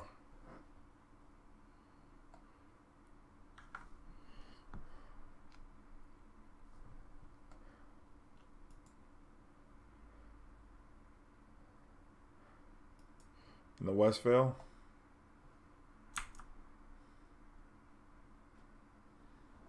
It's another card that'll fuck him up.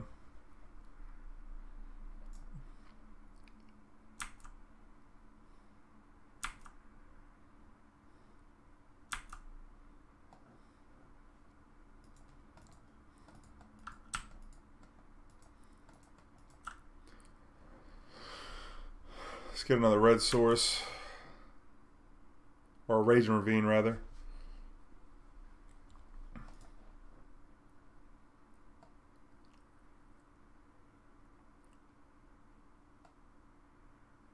Oh, we already got the Raging Ravine.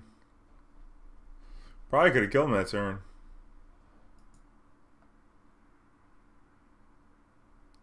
What if we get 2 fetch lands?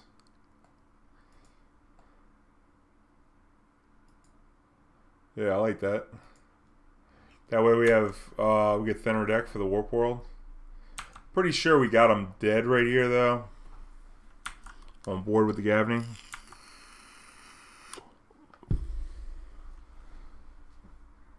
Nice. Glad you're enjoying it, Saffroll. Also, I do song requests, so exclamation point SR space. You pick the music. I don't charge no subbery or none of that shit. Just trying to keep the tunes for the people, you know. Alright, Metamorphose, man. Do your worst.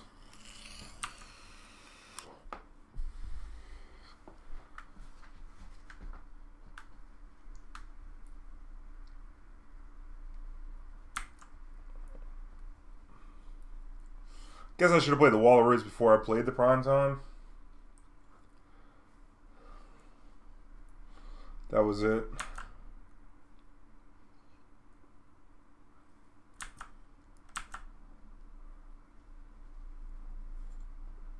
Red Jar, thanks for the follow, baby. Welcome to Goon Squad. Anger of the Gods, huh? Nice. Nice Anger of the Gods.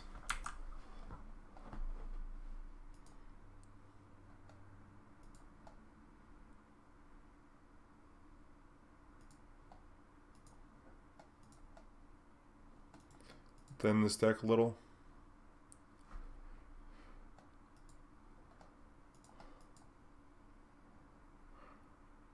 Want to get multiple red.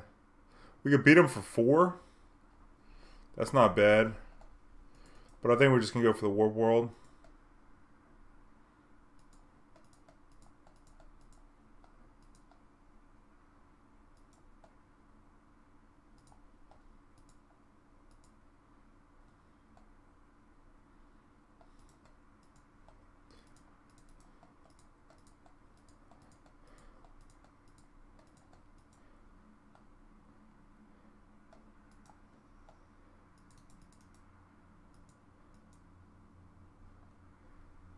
Nice. Get all these lands out of here.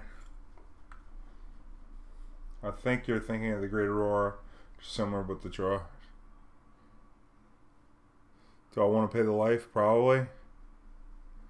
We can attack for 1, 2, 3, 4. Yeah, sure.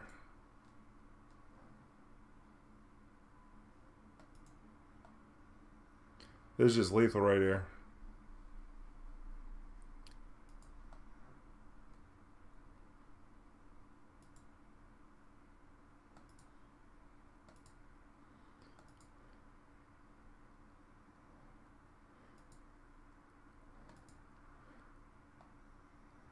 And we already played a land.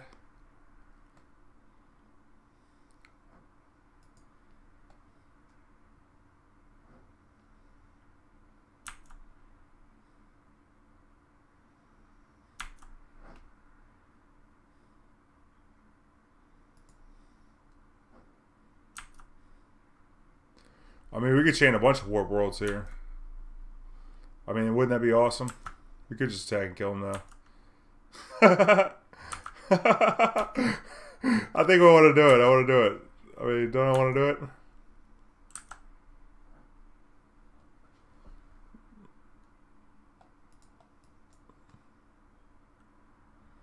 That's what I need. Because all the creatures have haste, so it'd be kind of greedy to do so, though. 4, 5, 6, 7, 8, 9, 10, 11, 12, 13, 14, 15, 16, 17, 18. 18. We got 2 Warp Worlds. I mean, that's pretty good. Right? We're coming up on permanents. Why don't we just attack? Who are we kidding here?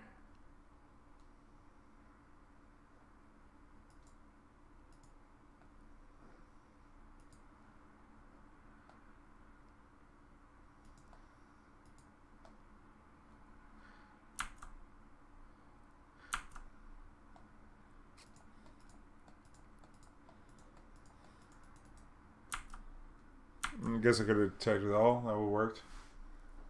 How long have I been playing for? Death the Kid. You can do this command to find out.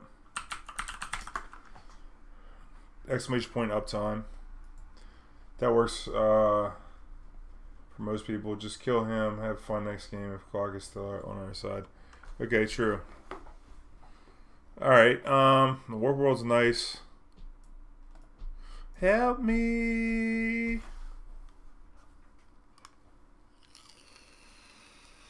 He's got the Grudge, so I'm wondering if we even want the Chalice. I mean, I think we still want Chalice because he's got to have the Grudge, right?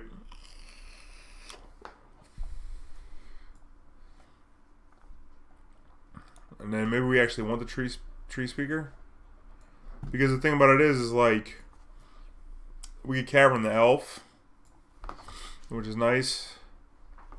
Gives us a lot of mana. I mean, they do tend to kill this thing, but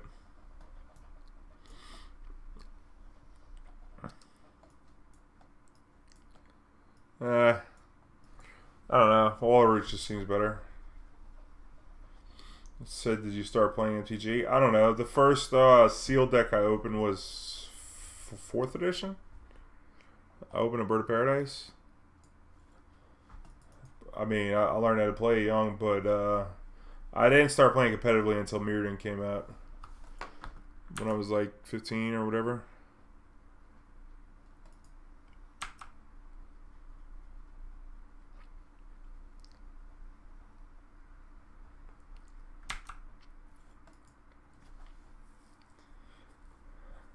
Sixth edition. Yeah, I remember 6th edition. That was an interesting set. I remember getting packs of 6th edition and being like, what does this card do? Because they had all the vision shit that didn't make any sense. I'd like to get a Cryptolith Rite. Maybe a Prime Time. Kind of Warlord was a good card back then. Barwick. It's got stars in it, man. You were just starstruck. Come on. Thing in the Ice is like my worst nightmare.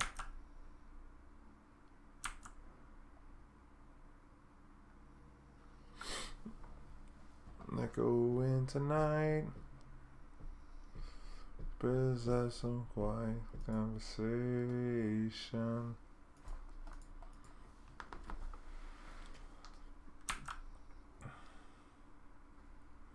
Wanted to get the Cantripper and play in case he flips the thing. At least get to draw another card off it. Got a lot of blockers coming out of the Khalni Garden and whatnot. I want to say the Khalni Garden until after he things so we can get an extra block out of it.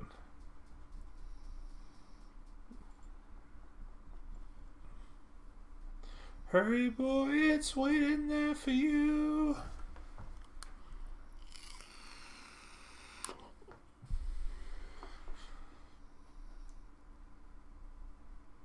Not 100 men or more could ever do. What do you do with this scry? Puts 2 cards on the bottom. Okay.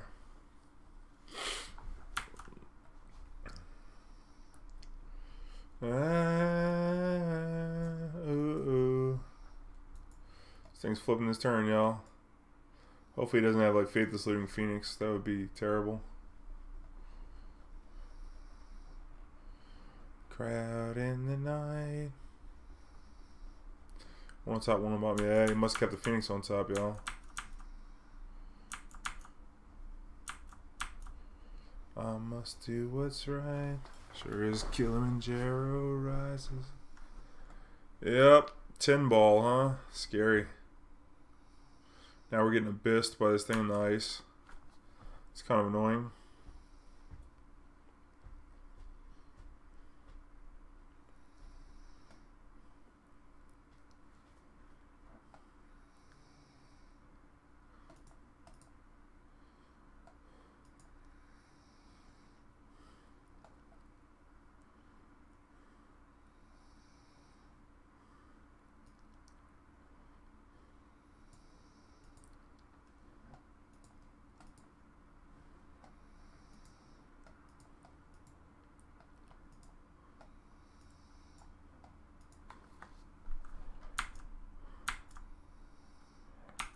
Alright, it gives me some bodies.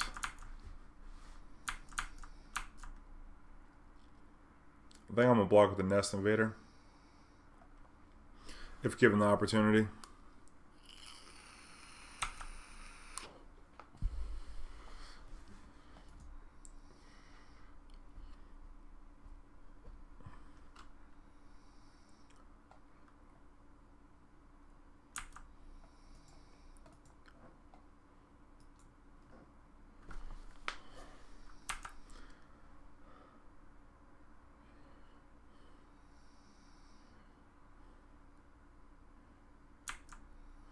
Shoot. Another one. Alright. I think it starts with this.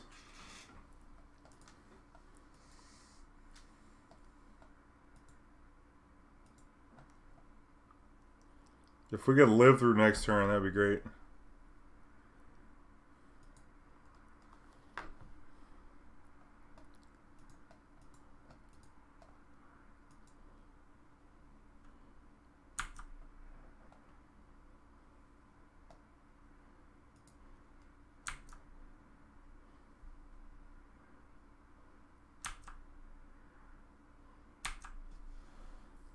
We got 5 creatures, so this flipping is also going to mess them up, except for this thing in the ice.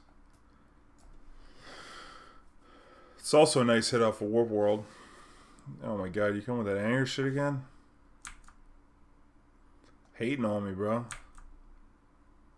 Had an anger again, I got a chomp. Yeah, we're so dead. Need an Eternal Witness.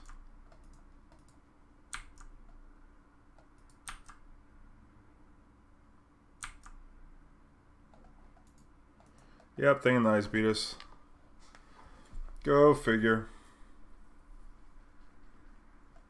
Yeah, Anger of the Gods got us right there. Almost got us the second game with it. But it was crucial right there. If they could have not flipped Thing or cast, I guess that's what their deck does. But, you know, not flipping Thing and not casting Anger of the Gods, we would have Warp World for a big profit the next turn.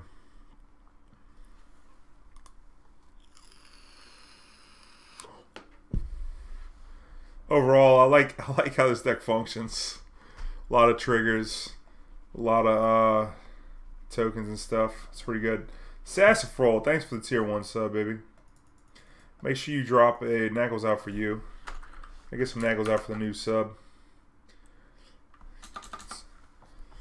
Keeps me doing this thing full time, man. The support, I definitely appreciate it. Yeah, this deck is super sweet. And don't forget to submit your deck list, Saffron. If there's something you want to see played, subs, VIPs, and Patreons can submit deck lists for free. If you want to donate towards your deck list to bump it up the list, that works too. Or if you're not a sub or whatever and you just want to donate to put a deck list in there, fill out the form. Nice. Yeah, so this deck's sweet. Definitely want to thank Mana Traders. Y'all check out Mana Traders if you want to rank cards, play a bunch of different decks. Also, if you're buying online singles, you want to do that from Bearded Dragon. There's a link down below. I'm part of their pro team, and they do 10% off their already competitive prices if you type in Goon Squad, capital G, capital S, at checkout. And if you want to get some Goon Squad gear, so you can represent at your next live event, Low Seeing Goon gear. I'll be in Baltimore is my next event. I'm doing a string Baltimore into Dallas. Star City Games opens. And then I'm going to hit Memphis Magic Fest. So I'm going to start working on the new standard here in a minute. I got to get ready for Legacy also. But I'm liking lands. I think depths might be good too.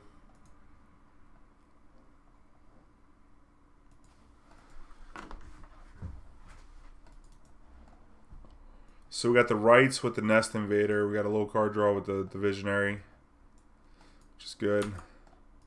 Get a start with the Modern All-Star Temple of Abandon. I guess I'll keep this on top.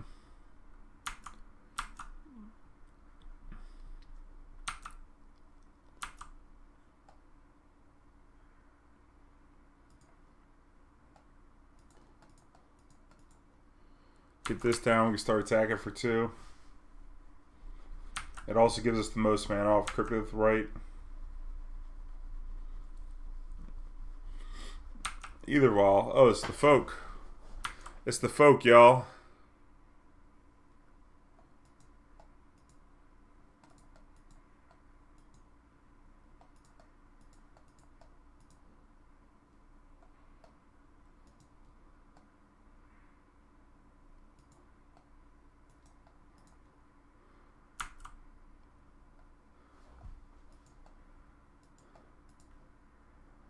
All right, we're going out there.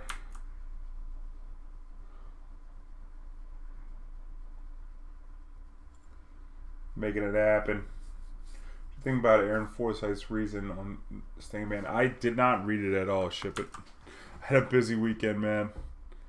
With the Saints game and everything, man, I was pretty booked up. I actually hadn't got a chance. I was recovering from the Saints loss, so I haven't read it.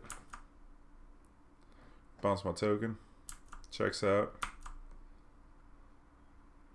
Give me that back in my hand. I'll cast it next turn.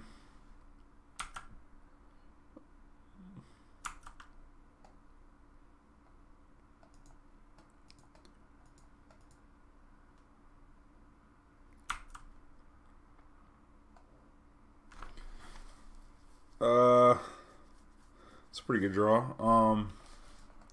Let's level this up.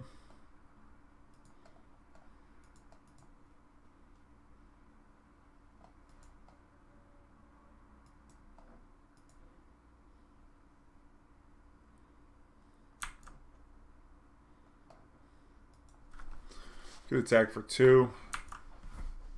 Maybe I'll trade.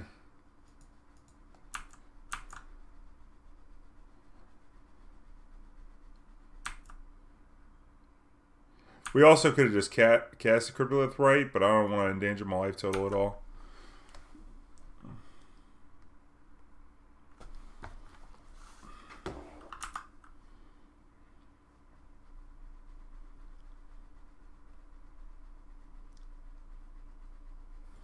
He can clone the Harbinger and bounce the Treespeaker if he wants.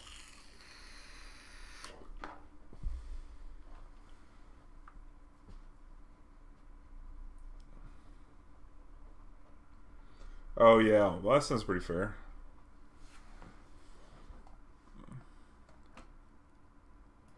Not blocking.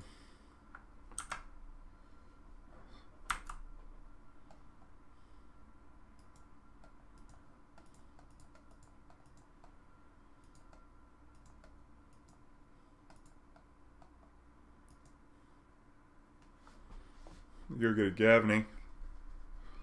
Gavony and a Raging Ravine? Or a Westvale Abbey. I don't know. Westvale, we run the risk of Westvale just getting us pretty good. Maybe just get a Khalni Garden. Raging Ravine is also a consideration.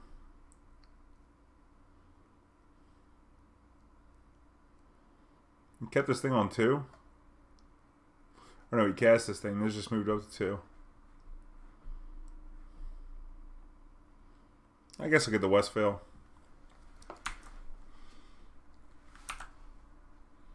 Wait. I want to level this thing up a couple times.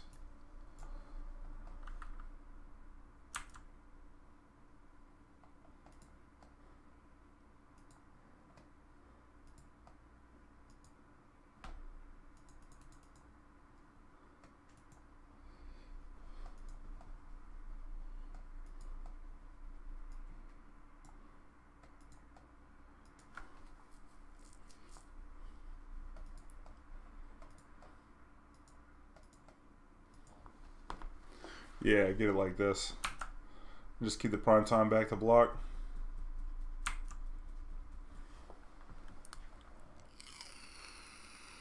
Probably should have left the Ghost Quarter up for Spread and Seas. Cool thing about Spread and Seas here is that we do have the Westvale and the Township. This thing doesn't have Vigilance, which kind of makes it shitty against you know, a Harbinger.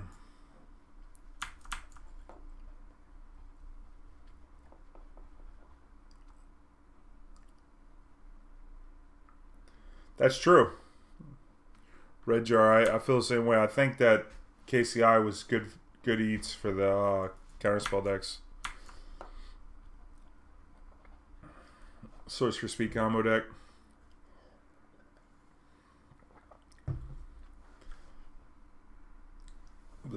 No, I haven't play tested with the Plasma with the... Might be good. Might be better than Cryptolith Rite. But I don't know. This card's pretty nuts. With what we're trying to do. Song of Free Elise is the name of the card. Alright.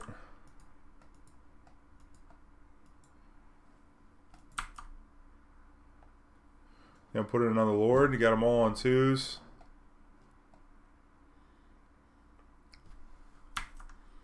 Can a Gavony kill him?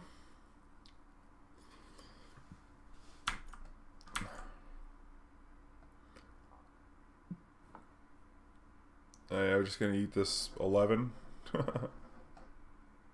12, 13, 14. Yeah, I guess we got a D. Hope he doesn't come up with another Spread and Seas.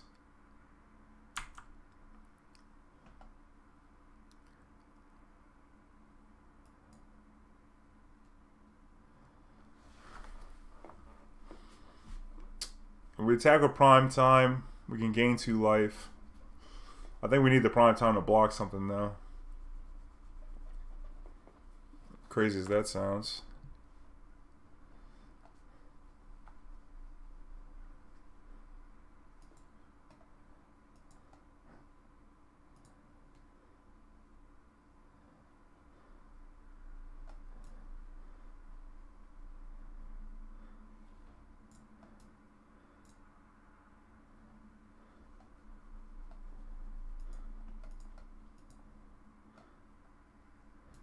Make this go up to 5.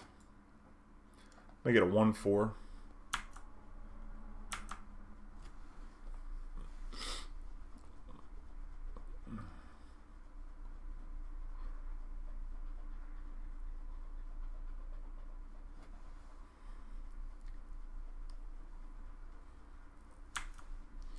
Seems alright.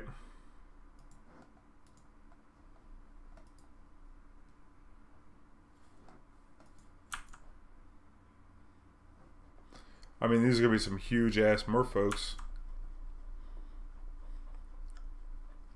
Definitely don't want to tap prime time for mana.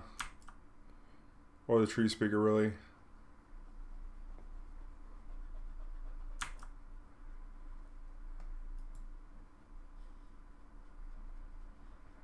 We want to see Warp World.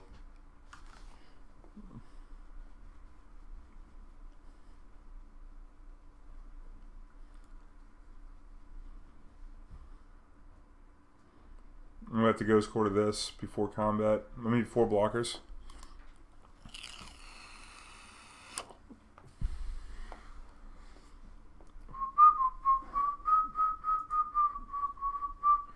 Yeah, be Willie. That's the plan.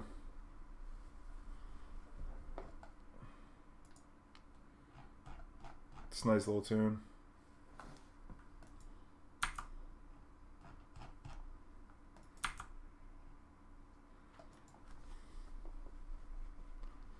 Lords ain't fighting.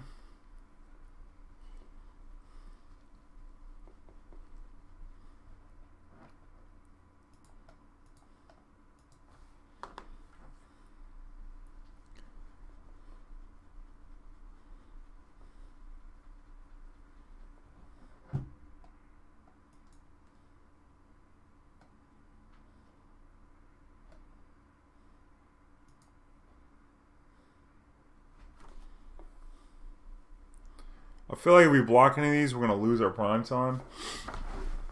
I wonder if that's okay. Because he's going to volley another Lord.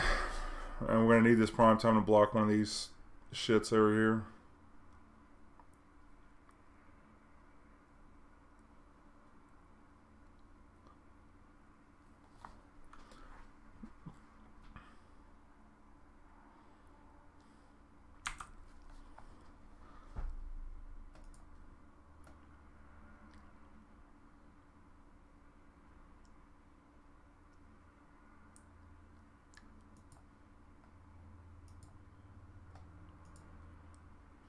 But I feel like we need a block.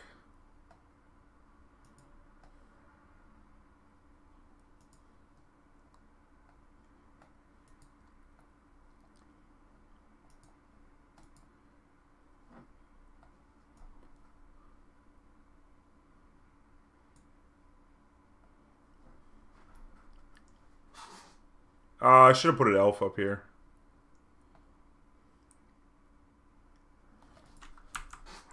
If he comes with 2 lords, I'm gonna look dumb. But his hand would be bonkers if that was the case.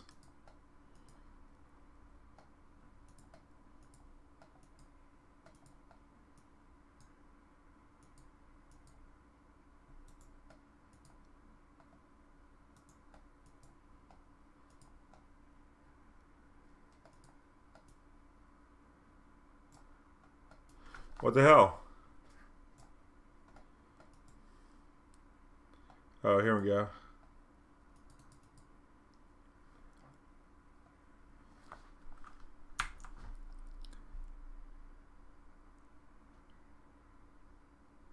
Prime time grows. I'm an idiot.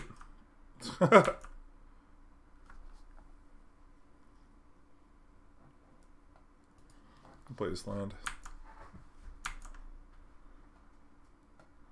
Okay, come for 7. I don't think we can attack. All these creatures are lethal now, huh? I guess if he attacks with everything, we could make the Raging Ravine and then block. And pump.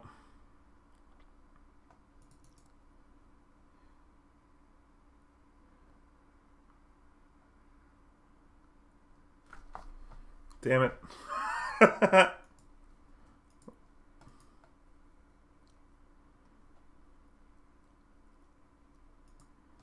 Spread seas. That's some ho shit. Think Sudden Shock might be okay. Tireless Tracker maybe. Get a little card draw going. I think Course is probably better. Eternal Witness ain't bad either. See you, Saffroll. Thanks for the sub, baby. I appreciate you. Have a good night now.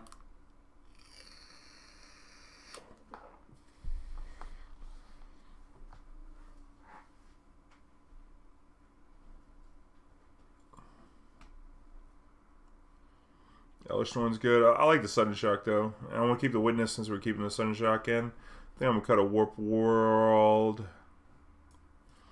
I don't know, maybe not. You get a Spring Season's after effect. Just kind of annoying.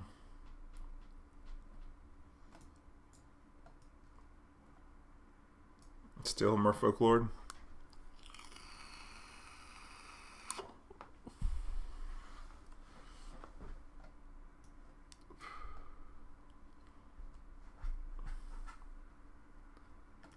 I mean, this is what our deck's all trying to do is Warp World, right? So I'm not cutting any of those. Prime Time's good. Elesh one's good.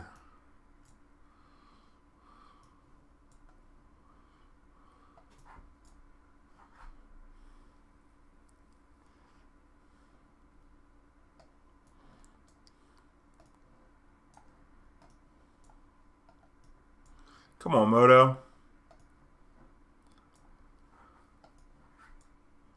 I think Elesh one's real good though, so.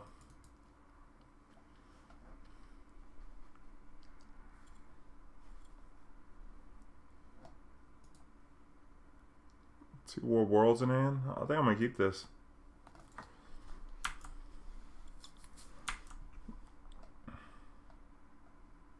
Oh, yeah, we got a Treespeaker here, okay.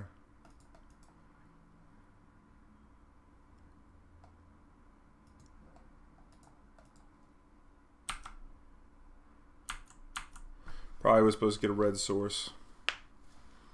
Yeah, should got a Stomping Ground there.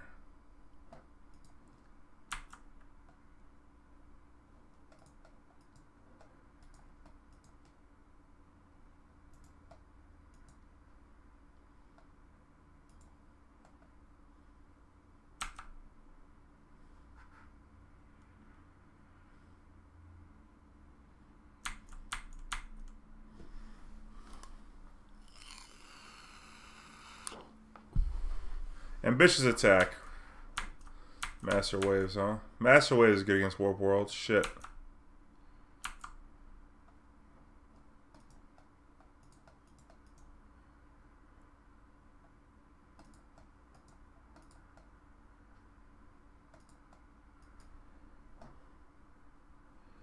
There's no to business.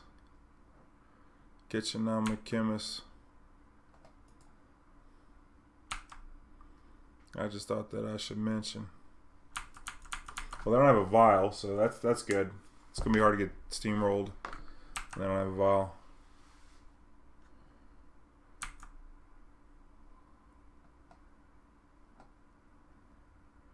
I mean, this is some kind of counterspell, right?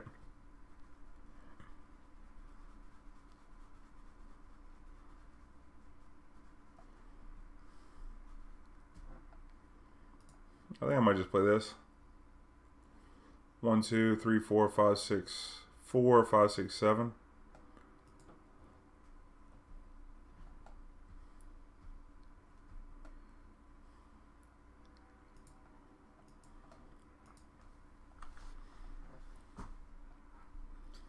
Let's see if they just want to chill. That's cool.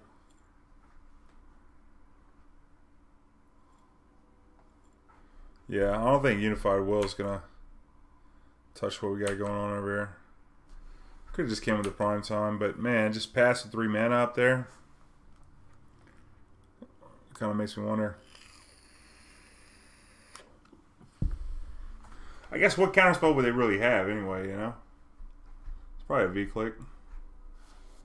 Merfolk Trickster, okay.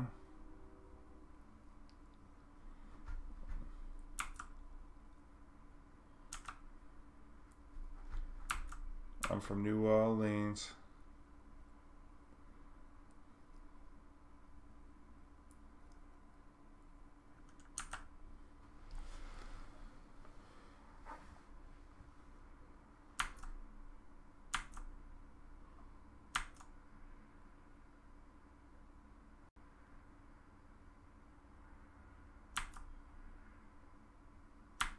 I feel like they got a counterspell. I really do.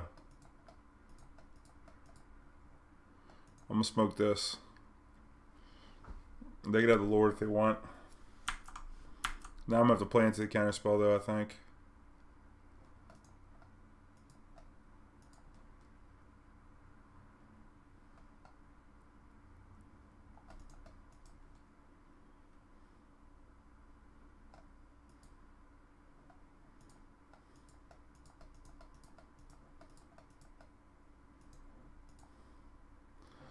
We're not worried. Maybe we're worried for something that's not there.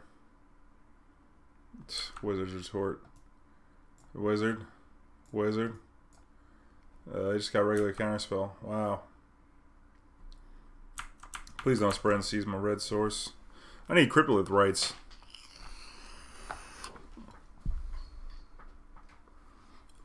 You come with that Lord yet?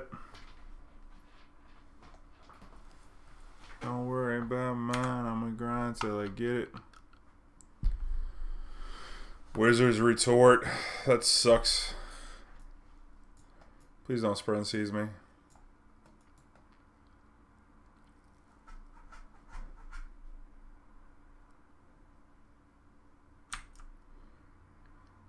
Alright, we need a mountain.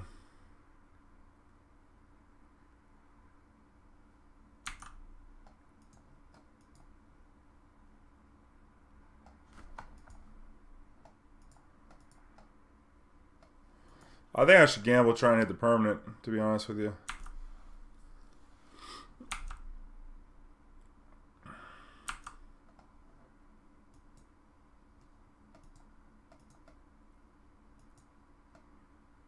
I think we got another mountain in the deck. Let me look at the stream decker here. How many mountains we got in this deck? 2? Alright.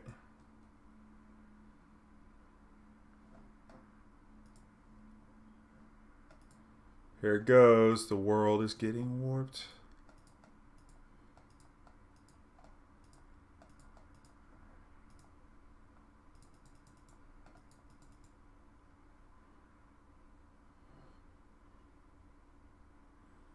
Nine and 9. It's like dead even. Not great. Got 1 mana floating.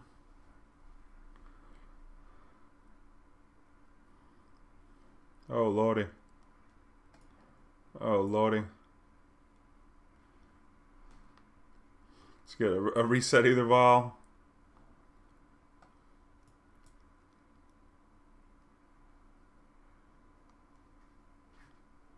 Oh, I guess I should have paid the 2 here. I didn't realize we had Cryptolith Rite too.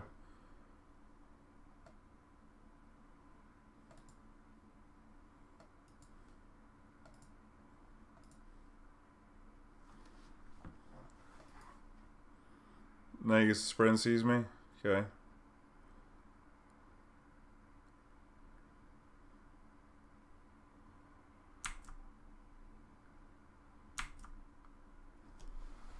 Okay.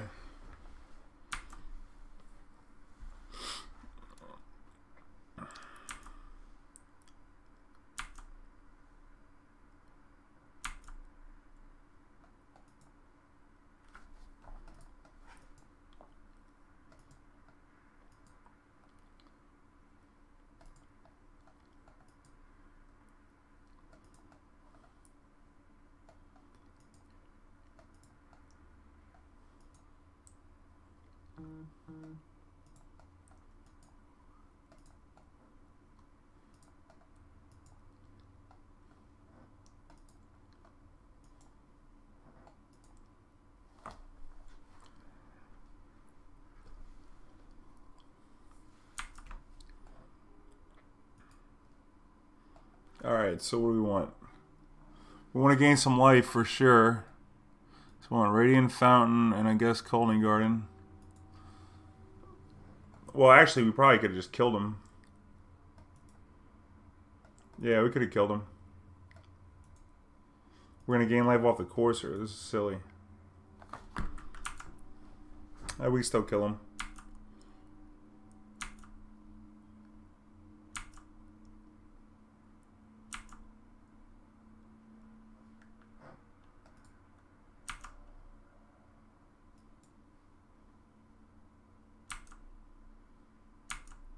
We already put a land. Sick. Sick Urabrask plant making. We did a thing! Look, Mom, we did a thing!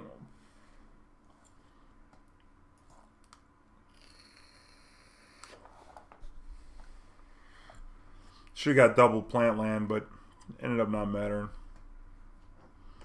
Got Sudden Shock to slow him down. We could play the Needle for the Ether Vial. That seems like that could also slow him down, but just Sudden Shock a Lord would probably be okay. I think just resubmit.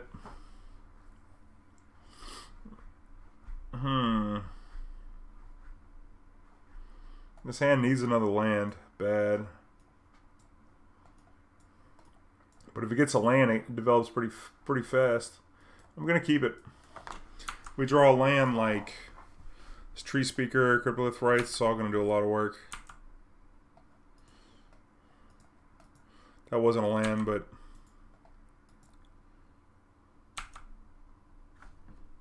they don't have a vial on one, so right.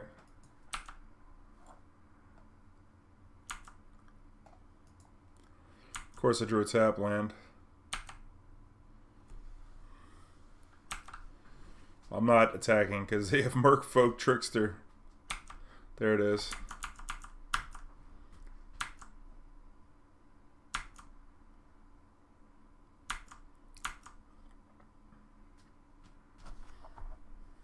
Yep. So I think we're going to play the rights and then shock this.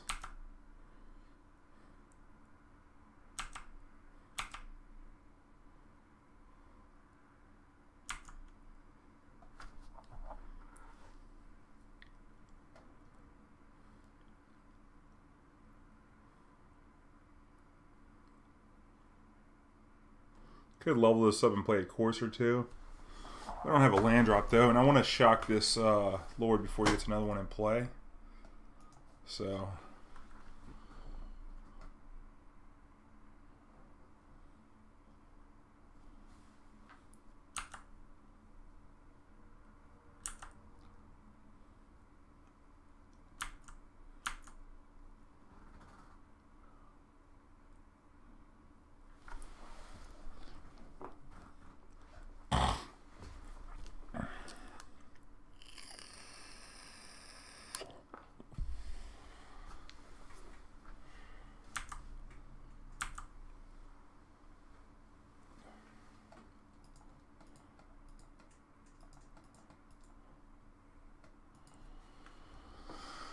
only you can save me now. What's gonna do? Try and counter it? Thanks for letting me know you got counterspell though.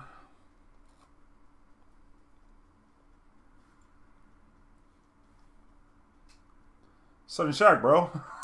Get it out of here. Oh shit, man. That was great. You don't know? Split second, homie.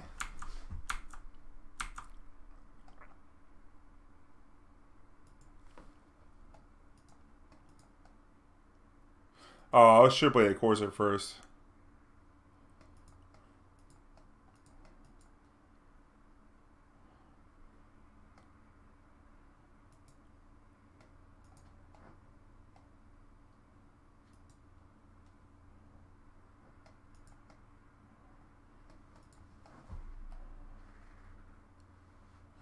Maybe I just play the Elvish Visionary.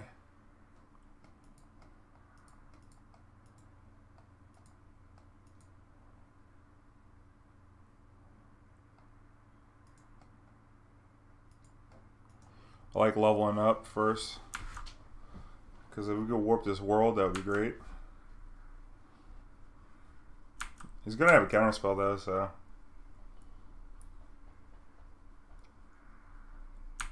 never mind. Maybe we don't want to warp the world anymore. Maybe we do though.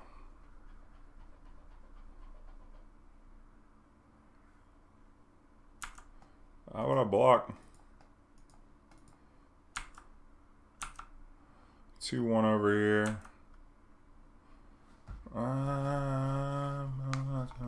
Better place. 1, 2, 3, 4, 5, 6, 7, 8, 9, 10, 11. He's got 3 cards. He's got a counter spell. So he's got 5, 6, 7, 8, 9, 10, 11, 12 permanents. It's more than us. 3, 4, 5, 6, 7, 8, 9, 10. It's rough. What's up, Clarion? How you doing? Does this Courser like buy us any time? I don't think it does. Maybe they just are able to get more permanents in play. Like they could just get real nasty.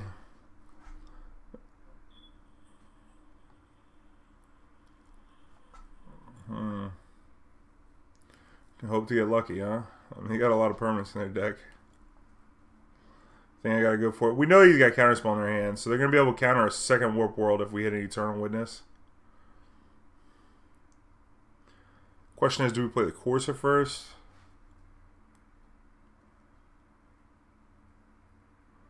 That's gonna tie up some of our mana. I think maybe we just play the wall, give us another permanent. We got 5, 6, 7, 8 mana. Yeah, let's play this wall.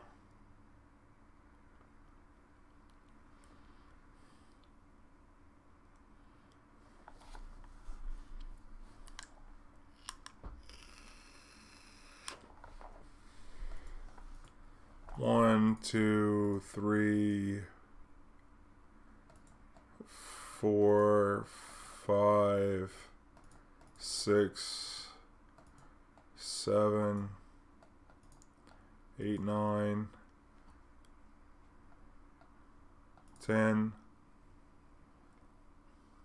We could shock in. We could play the Courser and then shock in to get one more permanent. I think that sounds pretty good.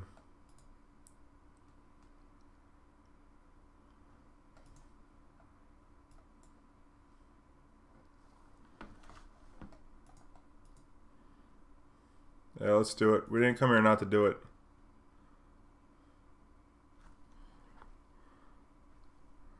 You get Master Waves. You have Eternal Witness. Get some Sudden Shocks. How many Lords you got? Just one? No, these go on the bottom of our deck. Active, non-active. His gonna resolve first. Yeah, we just did.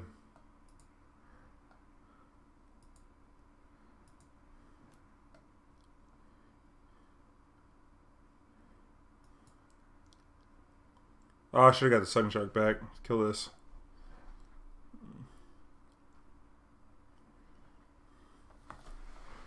Yeah, this isn't great. They got a lot of come into play abilities.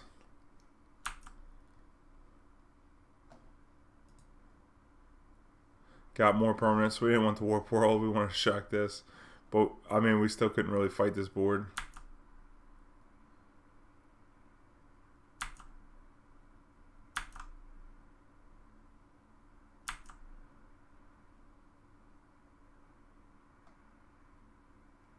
We got a Vesuva that doesn't tap for anything. Bomberman. I don't think I added it to the queue yet. But I'm going to add it with the... all the new submissions and yours, but I'm going to add it with the previous date. So, whatever date you send it on, it'll be timestamped. So, I'm not sure how far down. Trying to get my office in order, cleaning up after putting in new bookcases and new desk. Nice. Getting set up. You enjoying the new crib or what? We're clearing out the queue this week, though. Guaranteed it's happening.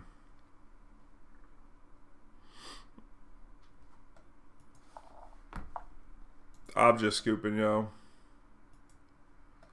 Can't beat that. Because, like, if he attacks, we have to block with everything, and then can't cast Warp World. We got one more to go. Bomberman? Oh, it's going to be good online. Yep. Low progress every day. Let's say a little progress each day adds up to big results. Got it on my wall.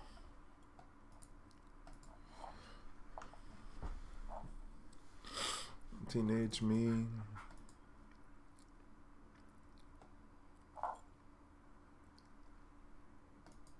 Yeah, if they didn't have a master that turn, they would have gotten wrecked.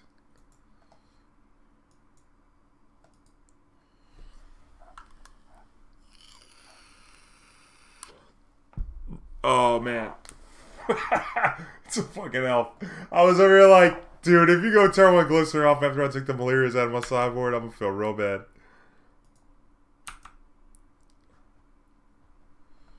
Put it down.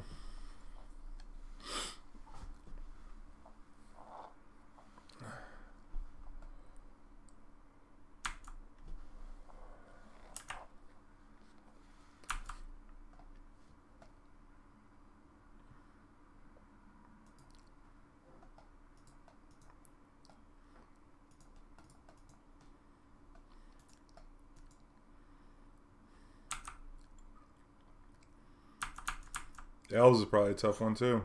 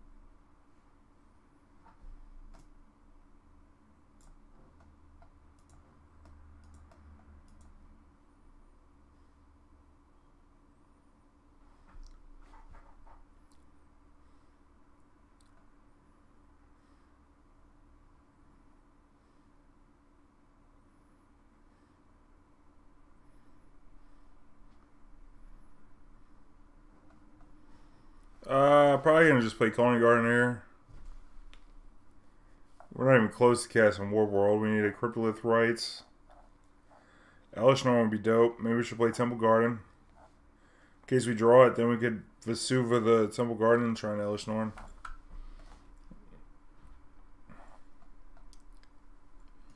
Come on, bro. Just let this shit resolve. Come on.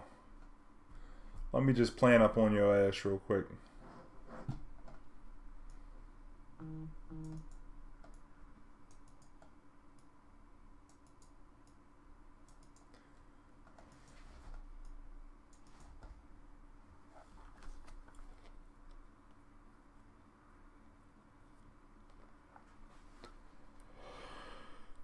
Got on myself. That's definitely going to invade the nest here. Prime time wouldn't be bad, I guess.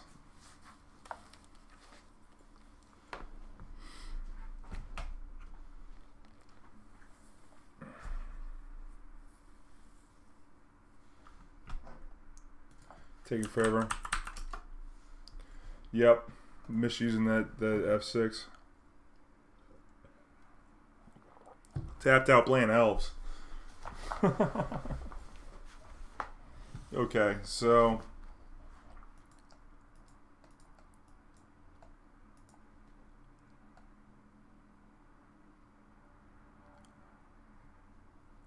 we should probably call Khalni Garden in case we get the Cryptolith Rites. We're already gonna have plenty of mana next turn. Do what we want to do? We should probably play the Temple Garden tapped in case we get a Gavony. Nah, all these other lands can play tapped. I'm coming Khalni Garden.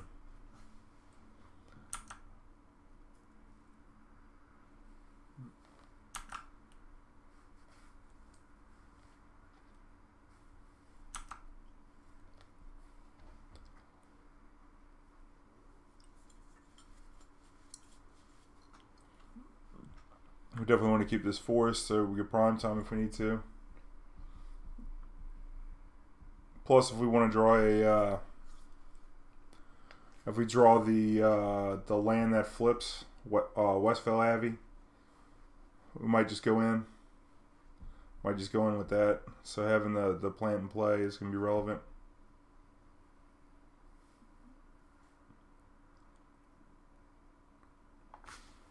Beast Whisperer, huh? Yikes.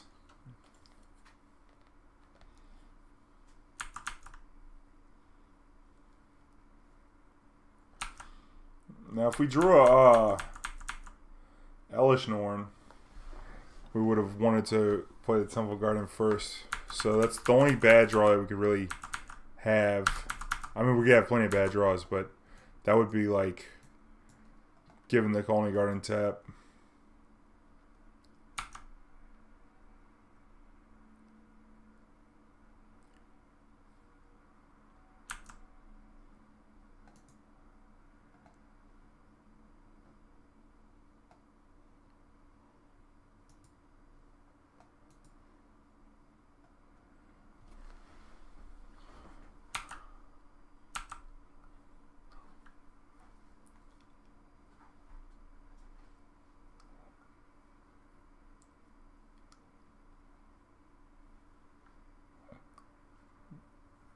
Pump the whole team. It's a lot of trample.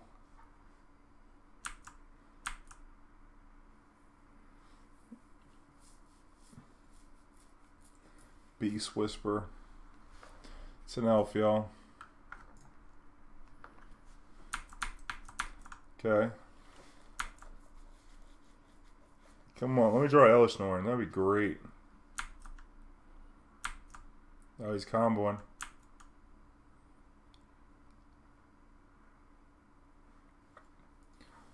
Playing combos over here. Got double glimpse going.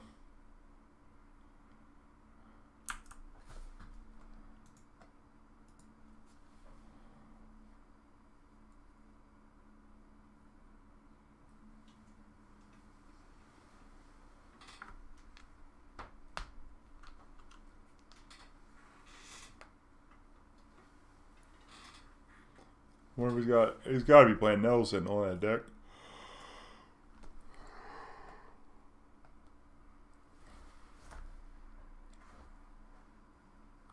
Oh, he's got Shaman in the pack. He can just double Shaman. Yeah, he just kills with Shaman in the pack.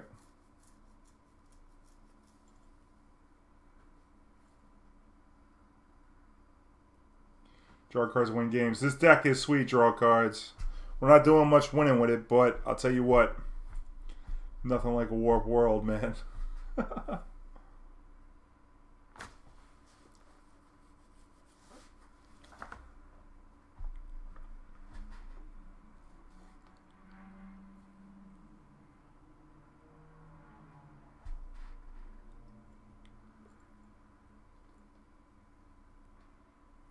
Right now we're 1-3. We lost to Merfolks. In game 3 they had a Master Waves, which gave them way too many permanents for us to Warp World. And we also lost to, I don't know, Mill, which is probably one of the worst matchups ever. And we lost something else, I don't remember what it was. Is this Beast Whisper a May? No.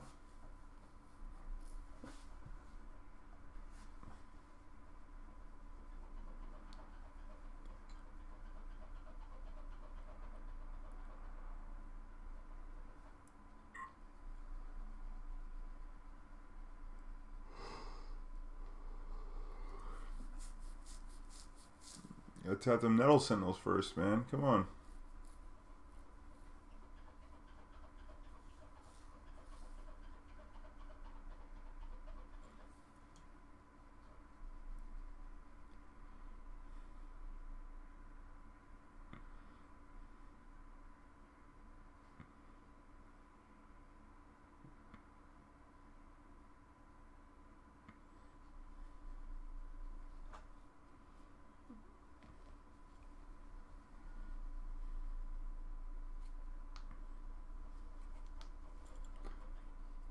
Beast Whisper.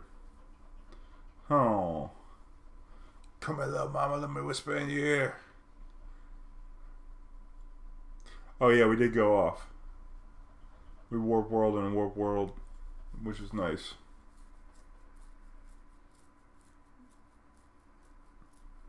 I think you might want something to sweep all these little bitty creatures though. Something like maybe an Atarka. An Inferno Titan. What do we have on our sideboard here? And we got Sudden Shock. I changed the board up too, bro. I put Tireless Trackers in here over Malaria to give us like some more mid-range threat to play against in card advantage and against control, discard, something like that. But we didn't play against Infect, so it hasn't come up yet. But we saw turn 1 Pendelhaven, and I was like, oh my god, here it comes. Open wide, didn't happen. But I'm gonna upload it onto YouTube. It'll be up tomorrow morning, so you can go back and watch it.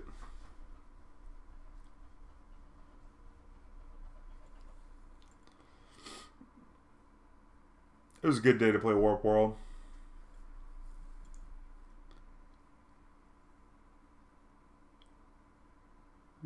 Gotta draw 3.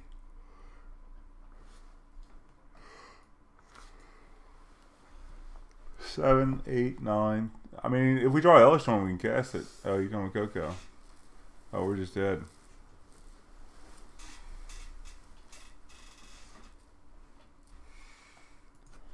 Well, Elesh Norn's off the table now.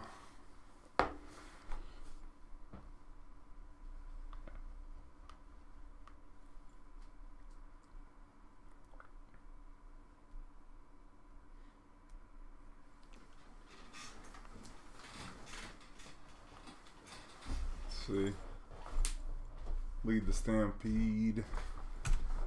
Couldn't really play it in this deck.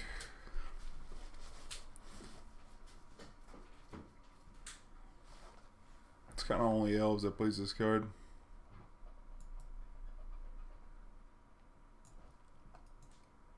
No cards in deck, huh? Okay, 3, 4, 5. How are you gonna kill me? Oh no, you have cards in deck. You're Cocoing.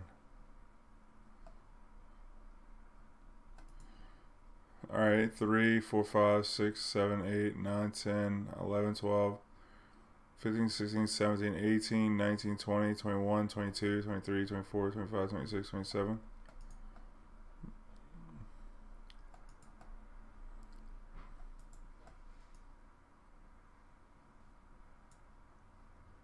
Yeah, we're just dead.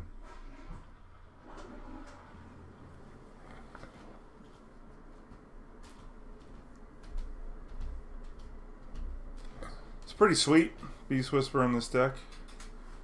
Give it some resiliency. That's a scary freaking card, man. Start cantripping off these elves, man. It's nasty. I haven't seen any Elvish Visionaries, so I haven't cast any. Maybe that's the replacement spot.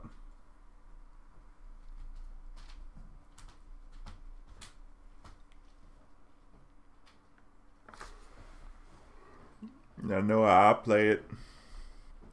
Definitely want Sudden Shock. I guess maybe Chalice ain't bad. Conscripts can go. Elesh Norn's good. I feel like Warp World is probably not that good. And even my motherfucking name, I get dope boy. I mean, it kind of helps what we're doing, but I don't know. You play this deck a lot, draw cards, win games.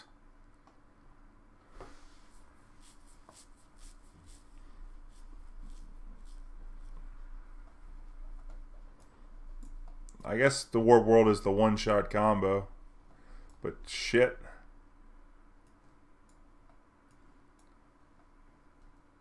Keep this Nest Invader.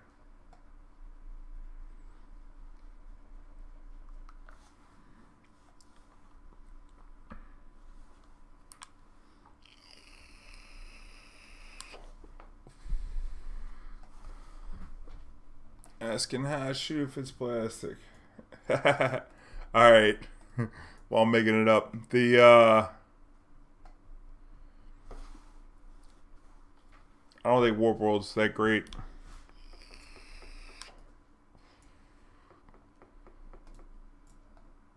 Chalice for one seems alright though.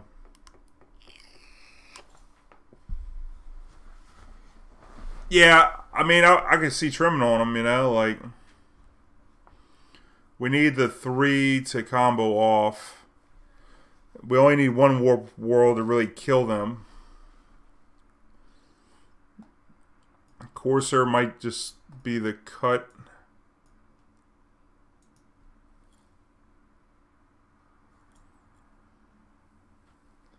I don't want to cut too many of them.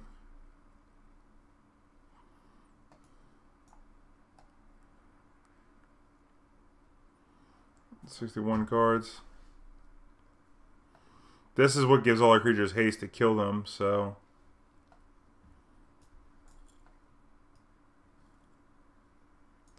Well, the Avenger is what kills them. I guess you got an Elesh Norn.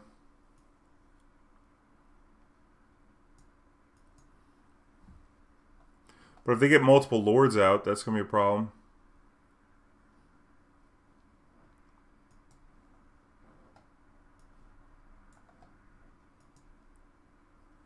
That's not bad.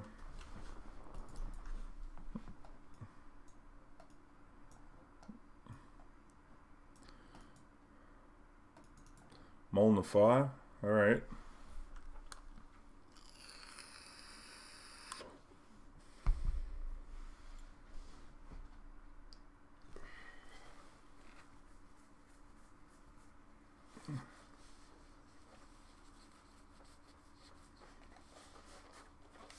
Yeah. Elesh Norn will kill him just the same kind of way.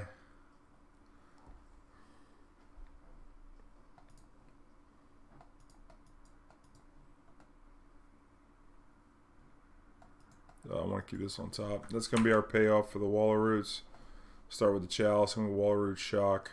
Or Waller Roots. 3 lands, 2 Waller Roots. Just need to draw a land off to cast that Prime Time.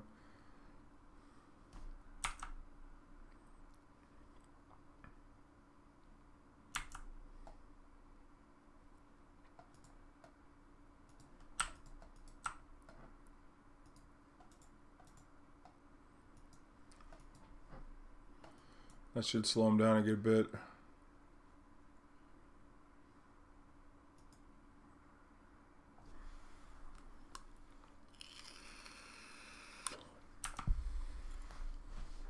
Yeah, Chalice is going to look to really shut down a lot. Especially if we let on Nettle Sentinel, that means Heritage Druid is turned off. We'll get some walls to start blocking. Sudden Shock for a Lord.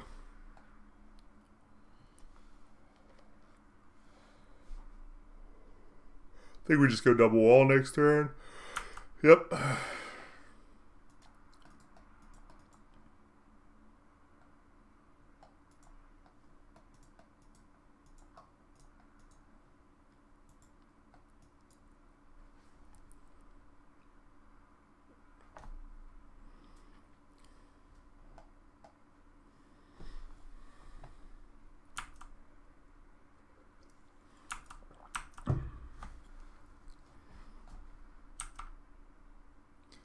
Doing nothing? Alright.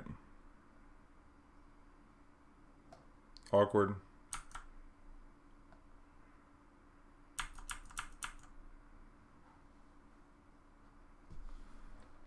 Get a lot of 1-drops.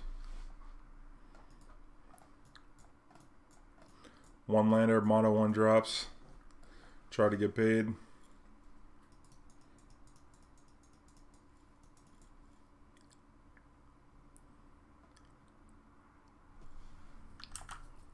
Alright, we need a land here. Preferably not Vesuva.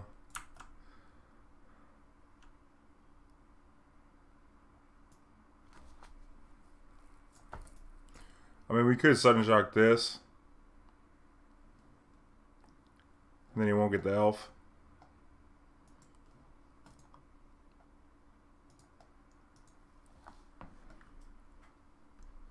Instead of saving it for a Lord.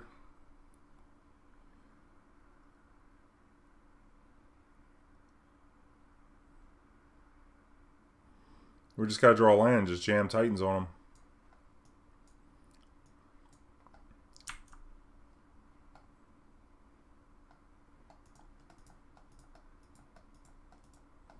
Damn, Wall of Roots. Did it to me again. When are they gonna fix that to where there's some mana ability? Oh yeah, we're Praetor in.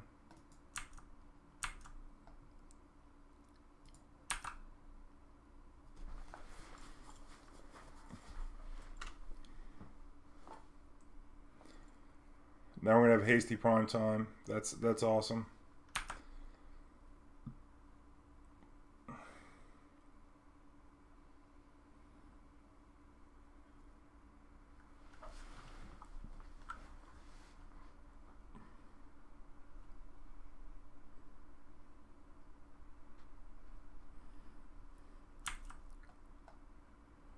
Come on, deck.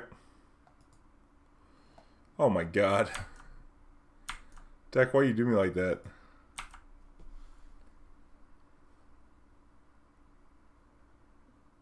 I'm probably gonna trophy the Chalice. I guess I would have done that on turn 2 instead of playing the Elite.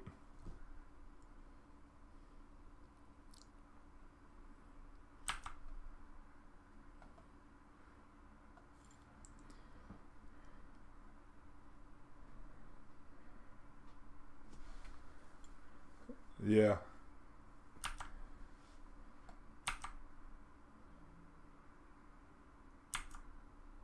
Come on, deck. There you are.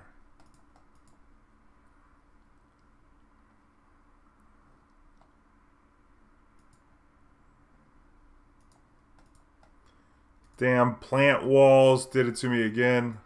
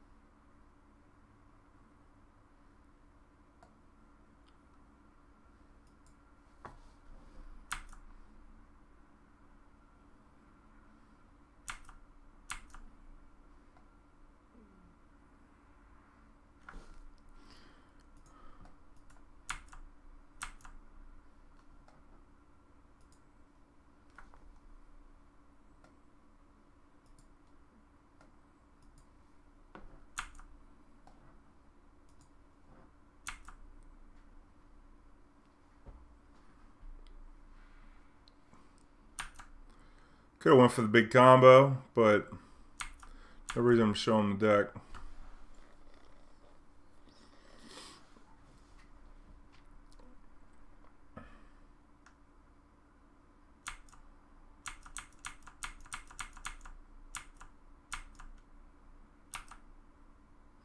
Just dead on board here.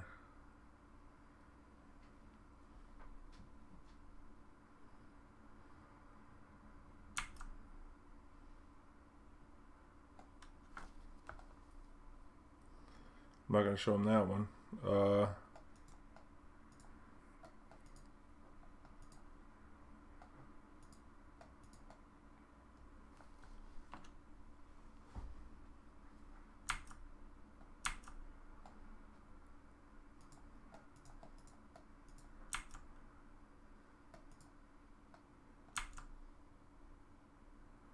Man, I haven't taken Raging Ravine in a long time.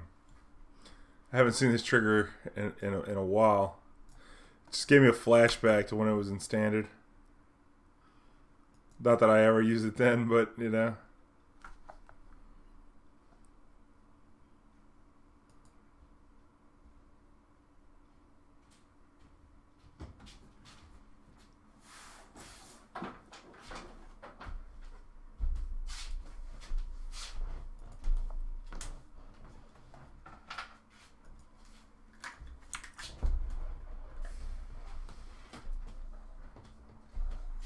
Show them a little extra.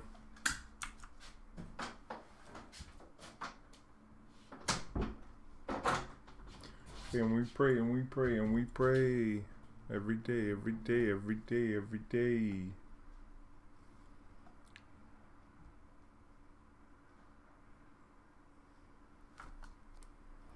It's got trample.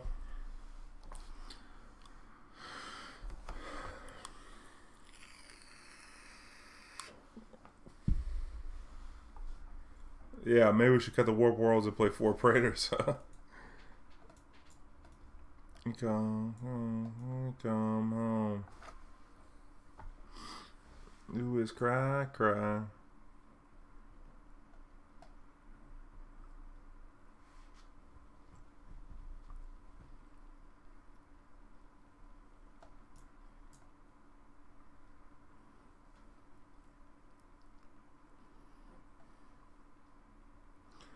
Yeah, I don't know about this Warp World, man.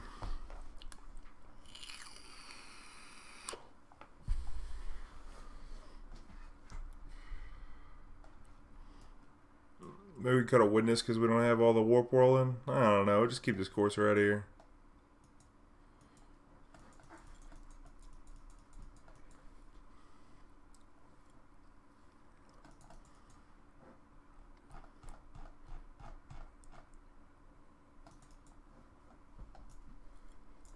So I've been having fun with a new card from the new set that has increased my modern deck's win con. It's Mono Blue Illusion Splashing for Coco. What's the new card that you're playing?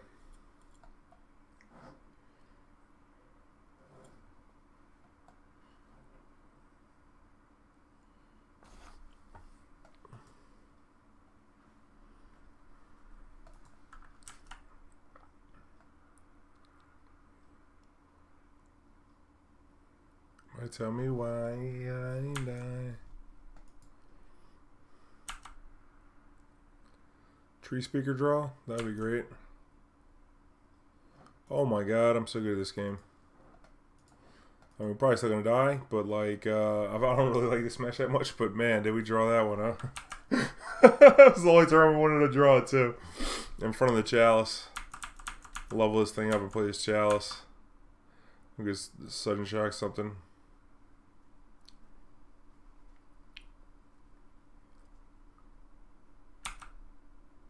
Heritage Druid.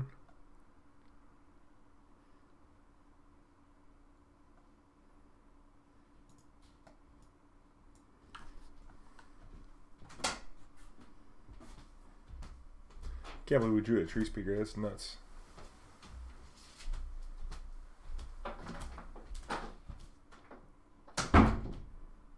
Yeah, they can flip it to a shaman and get us on. Alright.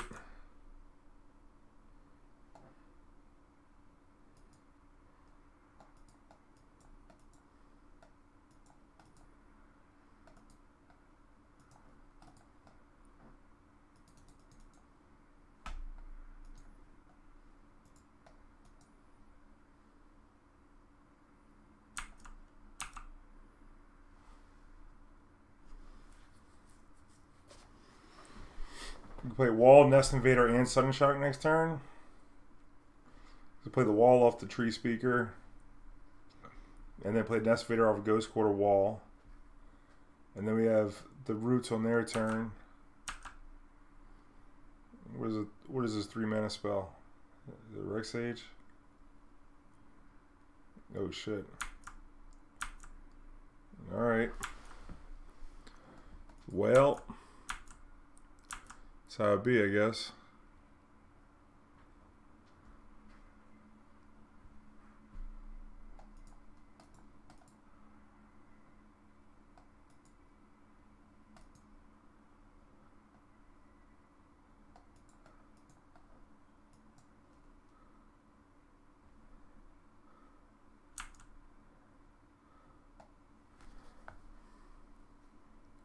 So we got some blockers. I kind of want to save the Vesuva to copy a life gain land, but got 3 blockers. Yeah. 1, 2, 3, 4, 5. Yeah, let's play this.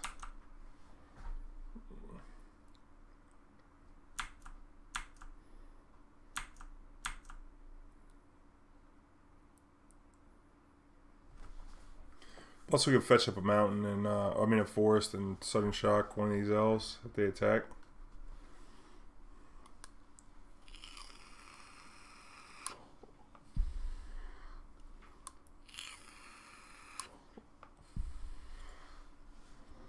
Strange decks in modern, like trying to cast Eldrazi for free on turn 4. Okay, you can do that with either works Marvel. But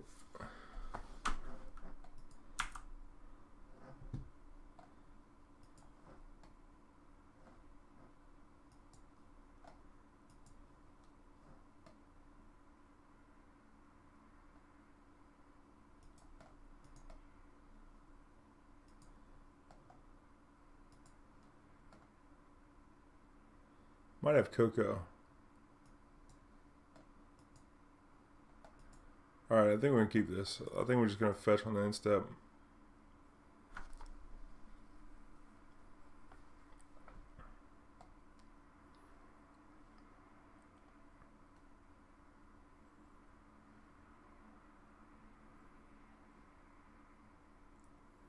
I think.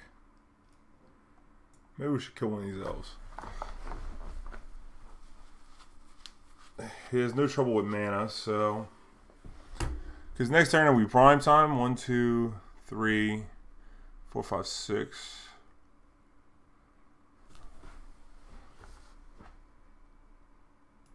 Let's go get Stomping Ground.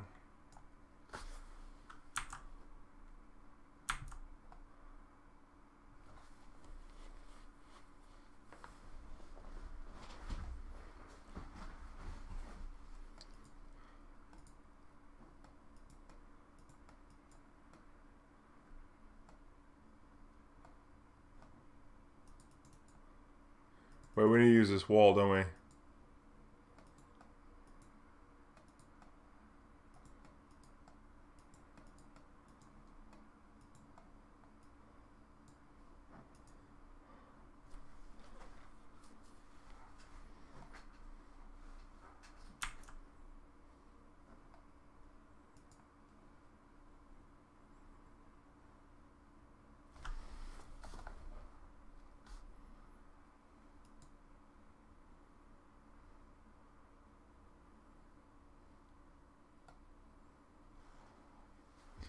I think maybe this thing might not be that bad.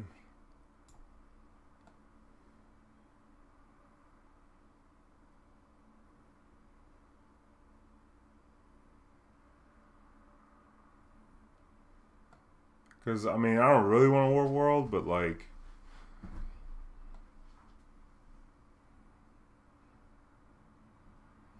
Might want to get a third red, though. Yeah, let's do that.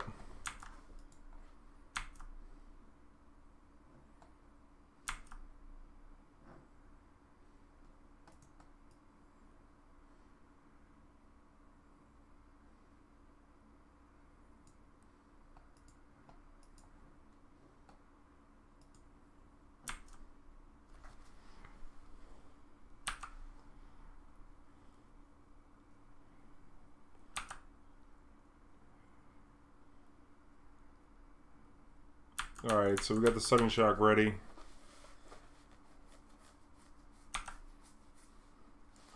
We get a swing with this prime time and go get a couple plants. If he does any blocking and decreases his board, then the Warp World gets a lot better. We also are probably going to Sudden Shock anything on the end step here.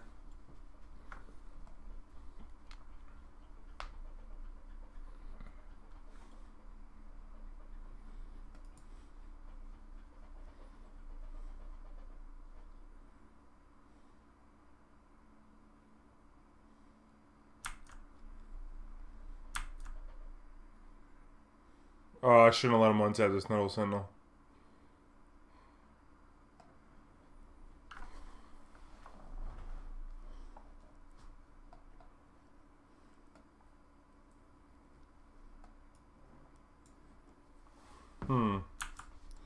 Okay. Okay.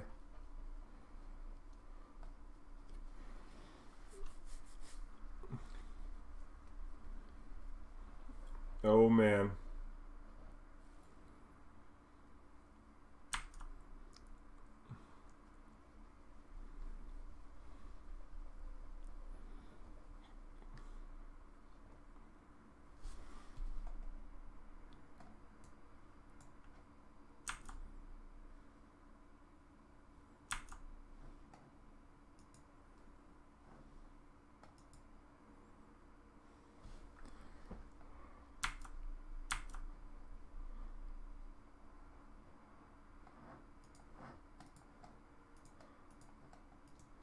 I'm not worried about it, man. If he's got more shamans, whatever.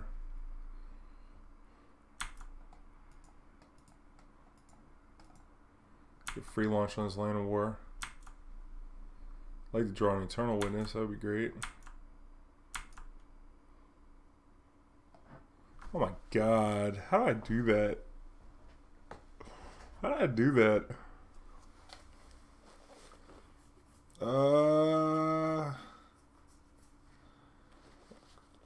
3, 6, 7, 8 permanents from opponent. We could witness up a sudden shock.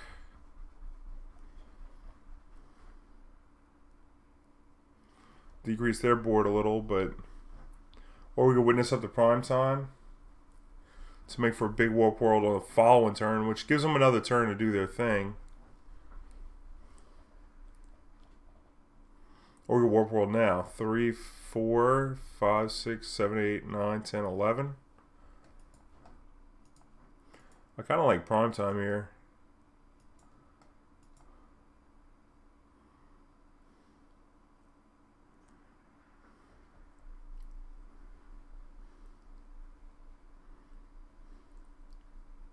Go get 2 Khalni Gardens. Nah, I don't like doing it now. I like doing this.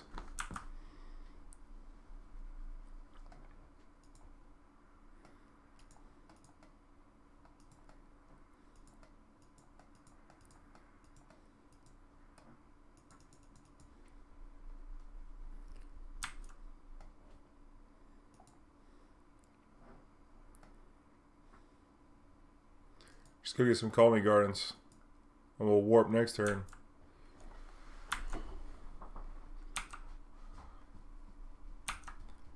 Could attack for 2 right there. But I gotta leave back the block.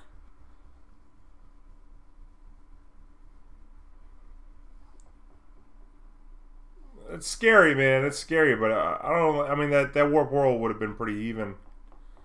You know?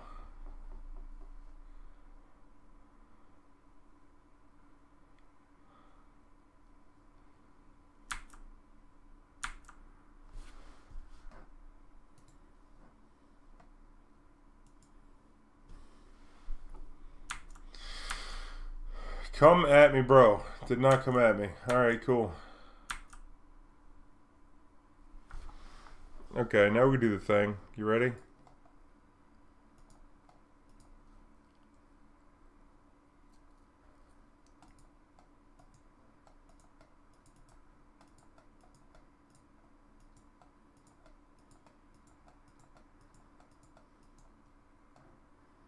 Here we go.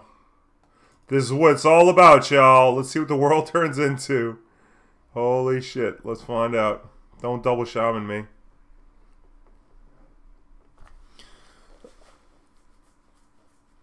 Nothing sick, yo. Nothing sick on your end.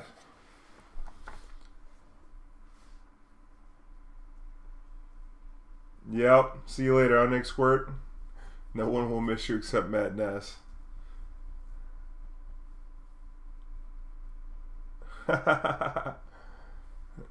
We're just warping the world, man. Look, we're gonna get 3, 6, 9, 12. Look at this. Oh my god, he had double shaman. We got Courser though, don't we? But his shaman resolves first. But we do have a fetch land. Oh, did we just die? Because his triggers resolve first. Hitting double shaman, man, that's insane. 3, 4, 5 exact. If he had one less, it's crazy. Guess I'll name Elf. That's unbelievable. No, I don't want to pay the 2 life. Because his shit's going to resolve first, so that's the problem. We got double Courser here, so we go up to 11 life. Oh, no, we're good. We're good. We got double Courser, huh? No, we got 1 Courser. If we had double Courser, we've been alright.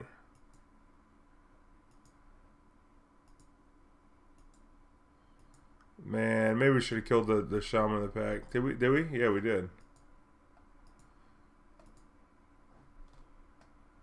Man, we be getting back 2 shots. Oh man, we just died to the thing. It's incredible. That's incredible, man. Wow, that was unfortunate. Look how insane this was. Let me make this stack a little smaller if we can. Can we? No. How am I supposed to click on the board? Can I make this thing smaller? Yeah, right here. Alright, so... Yeah, we need another Courser up in here. Terrible. Are you staying up all night? Huh? Are you staying up all No, night? I'm about to get off right now. I'm just asking because I'm afraid I'm going to oversleep. So Do you want me to stay up all night?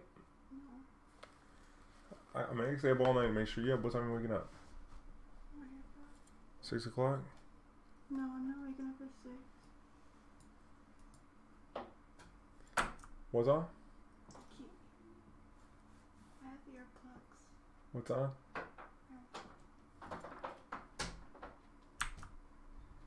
Yeah, this is unfortunate right here, but this is just what it is. I don't think there's anything else we could do here. We're just dead. Rough. Just unlucky is right. Double shaman. If it was anything else, we would have gained. You saw we would have gained all the life. We would have got more lands that gain more life. And we got Eternal Witness to Warp World again. Possibly. We had little men in the pool. We would have needed triple red. Anyway, the deck was a lot of fun. Not that great, but definitely a lot of fun. So if you enjoyed it, make sure you like, comment, share, subscribe. If you're watching on the YouTube, hit the notification bell to be alerted when we go live and upload new videos. Also, YouTube, if you want to support the stream, you want to see more of the modern and legacy content that I produce, the best way to support the stream is through one-time PayPal donations, joining my Patreon for exclusive perks, and getting your Goon Squad gear to represent the next event. I also do some coaching. Follow me on social media. I'll see you later, YouTube. One love, good vibes. Catch you on the next one.